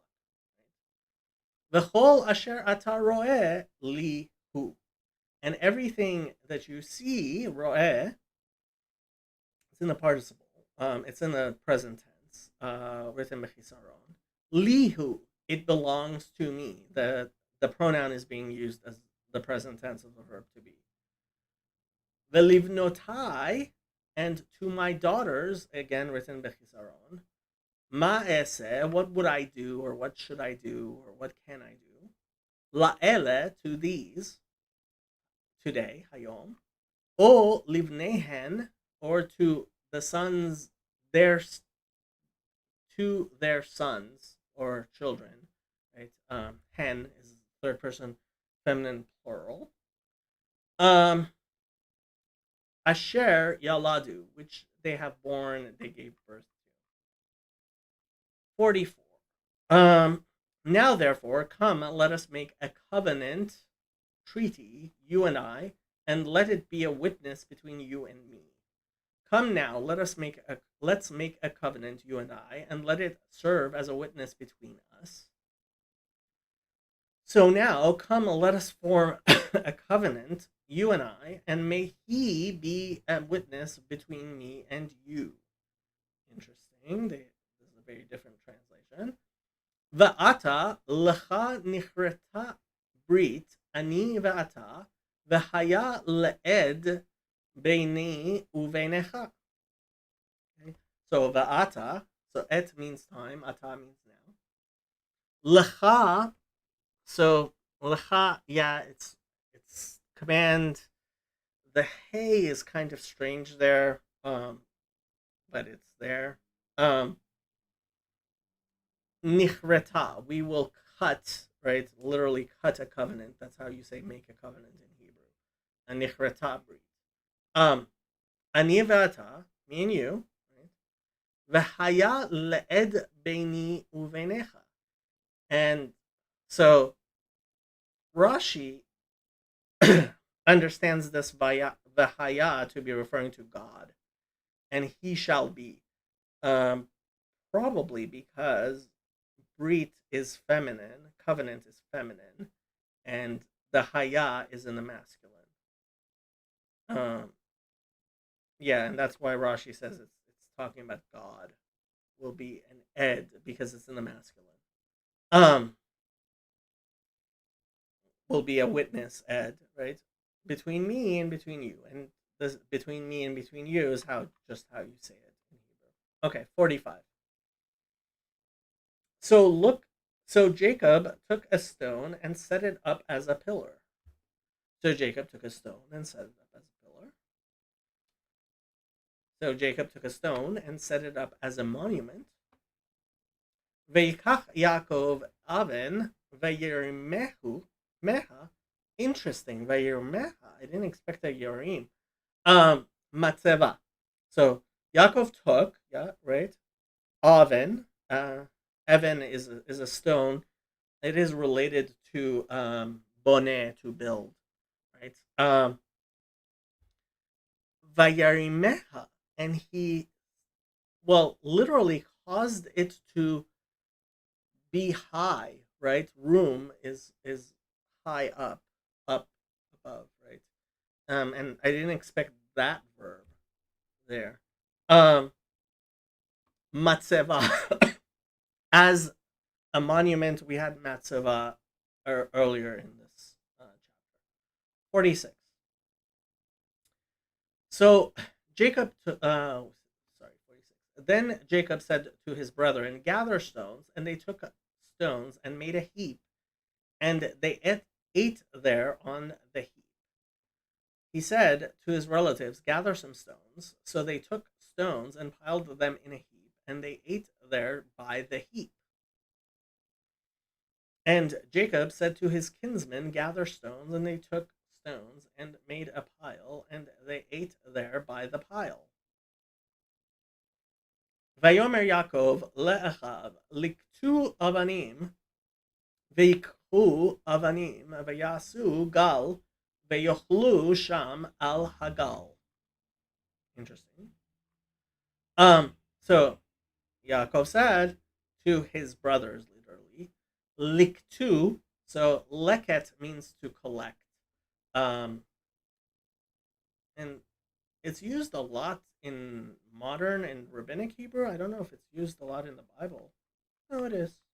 I mean, 37 times.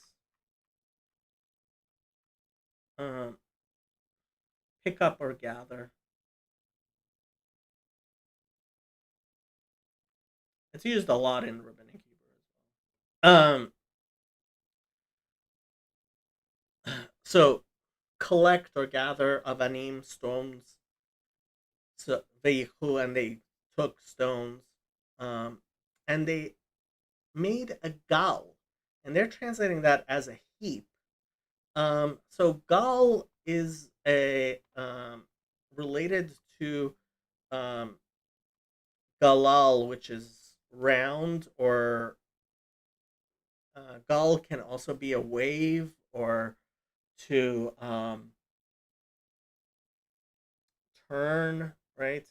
So glila is when you roll a Torah scroll, um, rolling up. I'm not sure I would say heap. Well, I guess maybe heap is right. Gall. Um, pile. Okay. Um, I mean, to me, gall makes it sound like it's round. However you want to put that. Vayochlu sham, and they ate there. Al hagal, upon the mound, maybe pile. However you want to translate gal. The all is with an I in there. Okay. 47. Lavan called it Yigar Sahaduta, heap of witnesses. But Jacob called it Galid, heap of witness, literally in Hebrew. Is okay, so that's an Aramaic Yigar Sahaduta. Okay. 47. Laban called it Yigar Sahaduta, and Jacob called it Galid. The Aramaic Yigar Sahaduta and the Hebrew Galid both mean witness heap. Um, and Laban called it Yigar Sahaduta, but Jacob called it Galed. And Rashi says the same thing. So Vayikra lo Lavan Yigar Sahaduta, Vayakov Karalo Gal Ed. Okay, so called Lavan. So Yigar Sahaduta. So a Sahad is a witness in Hebrew. I mean in Aramaic. Yagar. I'm not sure what Yagar means, and they're not helping here at all. That's Yeah, they're not helping at all here. Let's see. Yagar Sahaduta. Sahad I knew was, but where does Yagar come from? Stone heap, Syriac. Compare Ethiopia.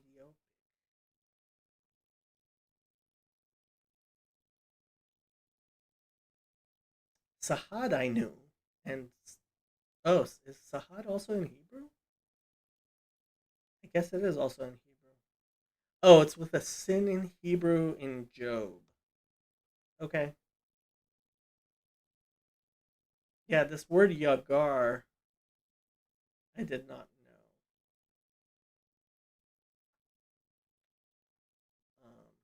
Although now I'm thinking might I might remember it from someplace in the Talmud. Not sure. Okay. And Yaakov called it Gal Ed. So Gal is the heap or pile, and Ed is witness. So 48. And Lavan said, "This heap is a witness between you and me this day. Therefore, its name was called Galed." Lavan said, "This heap is a witness between you and me today. That is why it is called Galed." And Lavan said, "This pile is a witness between me and you today." Therefore, he called it Galed. ויאמר לבן, הגל הזה עד ביני וביניך היום, על כן קרא שמו גל עד. Seems everything's pretty clear, like we said before, right? Hagal hazeh, this gal, this mound, ed, between us, hayom, today. Alken, therefore, called it. Uh, Lavan, or should be called as its name, was called, yeah, Gal ed. Okay, 49. Also, mitzpah, watch, because he said, "May the Lord watch between you and me when we are absent from one another." It was also called mitzpah, meaning watchtower, because he said, "May the Lord keep watch between you and me when we are away from each other."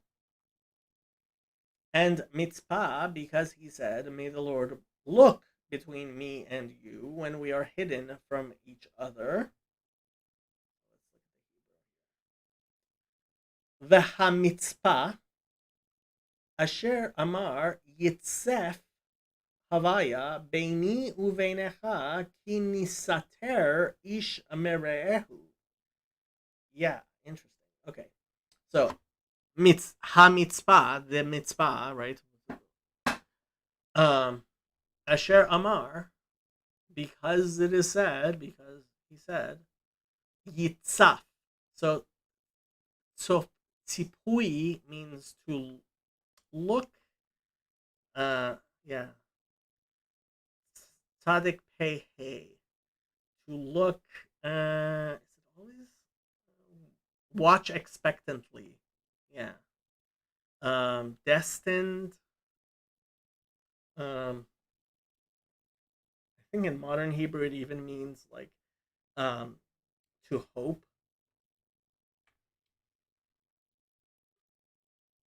So yitzef, right? Should look, should see. Havaya, the tetragrammaton between us, right? Ki nisater. So the root samech taf resh is hidden, right? So like the name Esther, right? Um nisater, when we are absent. Oh, this is no, this is nisater. Yeah, the we first person common plural. We will be hidden, ishmerehu, literally a man from his companion, his neighbor. Oftentimes, re'eh is translated. I prefer colleague, friend, companion, fellow from ra'ah to be associated with. Okay, ishmerehu is actually used a lot, as far as I remember in the Bible. Verse 50. This is a long chapter of 55 verses. We're almost done. If you afflict my daughters, or if you take other wives beside my daughters, although no man is with us, see, God is witness between you and me.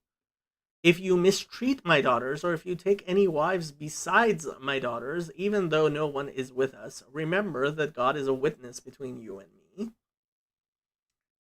If you afflict my daughters, or if you take wives in addition to my daughters, when no one is with you, behold, God is a witness between me and you.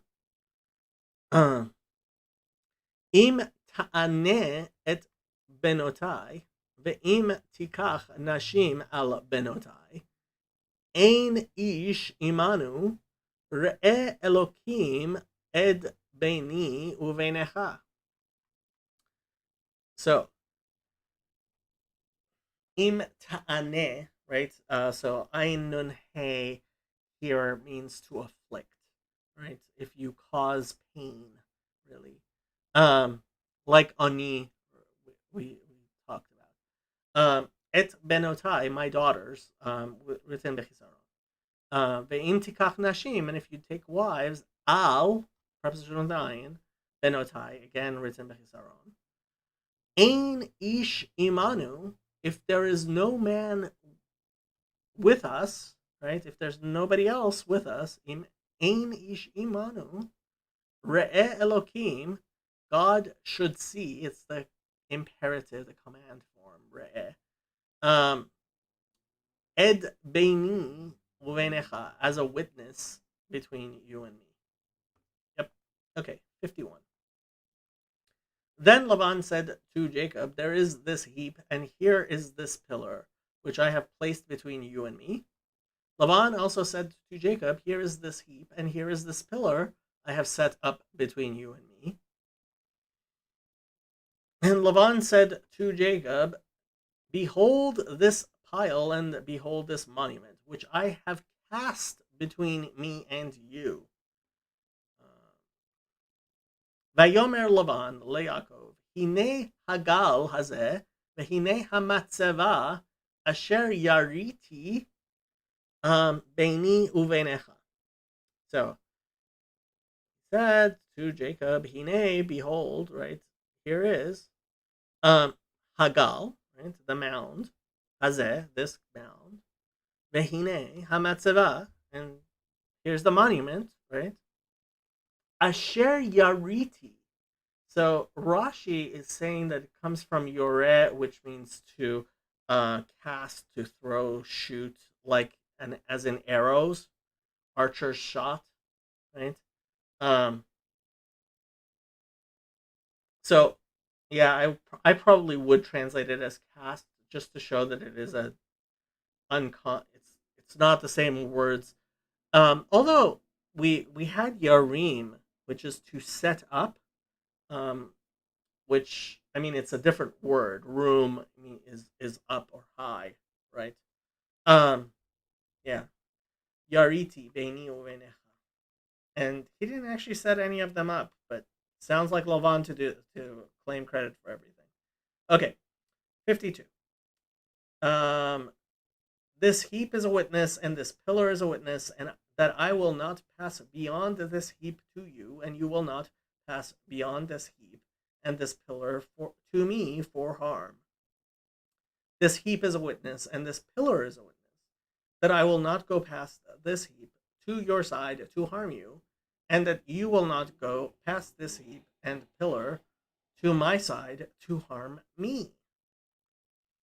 This pile is a witness, and this monument is a witness, that I will not pass this pile to go to you, and that you shall not pass this pile and this monument to come to me to do harm. Okay. Ed hagal hazeh ve'eda hametzeva im ani lo evor elecha et hagal hazeh ve'im ata lo ta'avor alai et hagal hazeh ve'et hamatzeva hazot l'ra'ah. Okay. So Ed is a male witness, because later it's going to say Eda, female witness, because Matzeva is feminine, right? So Gal is masculine. So this Gal is a witness, and the Matzeva doesn't say this, right? The Matzeva, the monument, is a witness, female witness. Im ani. So im literally means if, but that is pretty much how you're going to translate it. Crossover, pass beyond, right? Again, ever is the same root as Hebrew. Alecha with aleph. So for himself, he just mentions the mound, right? This mound. And if you or that you will not cross over to Avor, again, Avor is written Bechisaron, to Avor is written Bechisaron. Elai with aleph, this mound, this particular mound, and so now this time hazeh, it's hagal hazeh ve'et hamatzeva hazot, right? So because it's masculine, it's zeh, and when it's feminine, it's zot. Le ra'ah, for evil or for harm. Okay, 53. The God of Abraham, the God of Nahor, and the God of their fathers judged between us, and Jacob swore by the fear of his father Isaac. A reference to God. May the God of Abraham and the God of Nahor and the God of their father judge between us. So Jacob took an oath in the name of the fear of his father Isaac. May the God of Abraham and the God of Nahor judge. So interesting that so Rashi, yeah, says he's that's interesting. Um, so Rashi basically is saying which ones should be capitalized or not, and that's what they did. Um, Judge between us, the God of their father, and Jacob swore by the fear of his father Isaac. Oh, so Elokei Avraham. So this is a holy name. So we say Elokei Avraham, the Elohei Nahor. So because that's a profane use, right? So the God of Nahor, Yishpetu Beinenu, Elohei Avihem, and that's the interesting thing is Rashi says that so Elohei here is not capitalized God but lowercase. Ve'yishava Yaakov bepachad aviv Yitzchak. So um, the God of Abraham and the God of Nahor. Yishpetu, so shofet, shin pei tet is to judge. Shoftim is the book of Judges, right? Beinenu, between us. Elohei avihem, right? So the God of, or the gods actually is probably more correct because Nahor was an idolater. Um, yeah. Um, of their father. Terach was the father of Nahor, and so yeah, the god of Nahor, of Terach. Ve'yishava. So shvua is one of the ways of talking about. Previously, we said neder. That here it's a shavua. There are different ways of saying vows. Yaakov be pachad aviv with the pachad, right? Like we said before, the fear of Isaac, of his father Isaac, which is referring to God. Okay, 54. Then Jacob offered a sacrifice on the mountain and called his brethren to eat a bread, and they ate a bread and stayed all night on the mountain.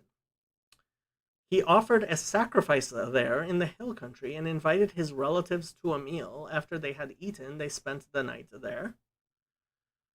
And Jacob slaughtered a slaughtering on the mountain, and he invited his friends to eat a meal, and they ate bread and lodged on the mountain. Vayizbach Yaakov zevach bahar vayikra le'echol lachem vayochlu lechem vayalinu bahar.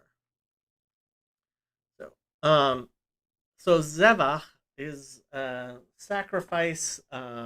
Mizbeach is an altar, right? Zvachin, I guess, can also mean to butcher something, to slaughter something, but yeah, and mizbeach is an altar, so sacrifice. Um, and it's the repetition which is in Semitic languages. Bahar, right, on the mountain. There is an article in the vocalizations. And he called his brothers to eat lachem, bread or a meal. And it's getting switched from lechem to lachem because this is, I think, the cancellations. Although I'm not good at the cancellation marks. Vayochlu lechem, so they ate bread or they ate a meal. Vayalinu, so lalun is to sleep, or a Beit Malon is actually a hotel in Hebrew, in modern Hebrew. So Vayalinu Bahar, and they stayed overnight on the mountain. And apparently, this is where the Hebrew switches to um, being 31 1, whereas in the Christian Bibles, 50, there's a verse 55 here. And early in the morning, Laban arose and kissed his sons and daughters and blessed them. Then Laban departed and returned to his place. Uh, Early the next morning, Laban kissed his grandchildren and his daughters and blessed them. Then he left and returned home. In Hebrew text, this verse 31:55 is numbered 32:1, which is correct. Said that. Okay, so here it's it's 31:1. And Laban arose early in the morning and kissed his sons and daughters and blessed them. And Laban went and returned to his place. Vayashkem Laban baboker vayinashek vanav ולבנותיו, ויברך אתהם, וילך וישב לבן למקומו. Okay, so Vayashkem is this weird word which means to get up early in the morning, literally having to do with shoulder. It's just a word that exists in Hebrew and gets used quite a bit to get up early in the morning. Lavan baboker so boker literally means to greet, but it means morning. And it's written without a vav. Vayinashek levanav, so he kissed. Neshek is to kiss. His sons, literally grandsons, I guess it should be. Ulevanotav, written with a vav. His daughters. Vayivarech ethem, and he blessed them, third person masculine plural, because it's a group, male and female. Vayelech, and he left. Vayashav Lavan limkomo. So he returned.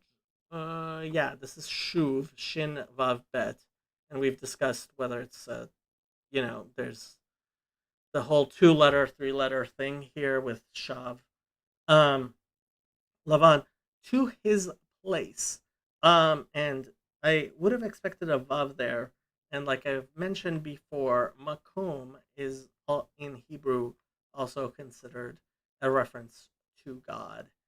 And I guess the reason why these chapters are long and weirdly cut up is because there are no breaks. Like, we haven't seen a break in a very long time. There certainly was no closed or open break in the entirety of this whole chapter. Okay, I am going to hang around for at least a little while in case anybody has questions or wants to ask about here or anything else while I do stuff. Certainly welcome to ask in the chat on the Discord server. I'll actually, for once in a long time, put a link to the Discord server.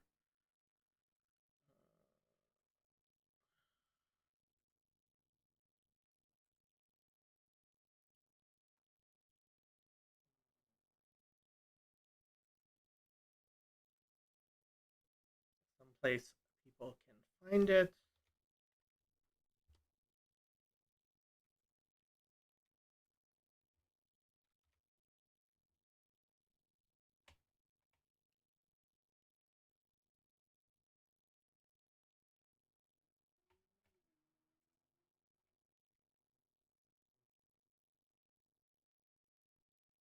Oh, did I? Oh, that might be the wrong. Oops, that was the Bridges of Meaning. I should. Sorry. Let's try this again.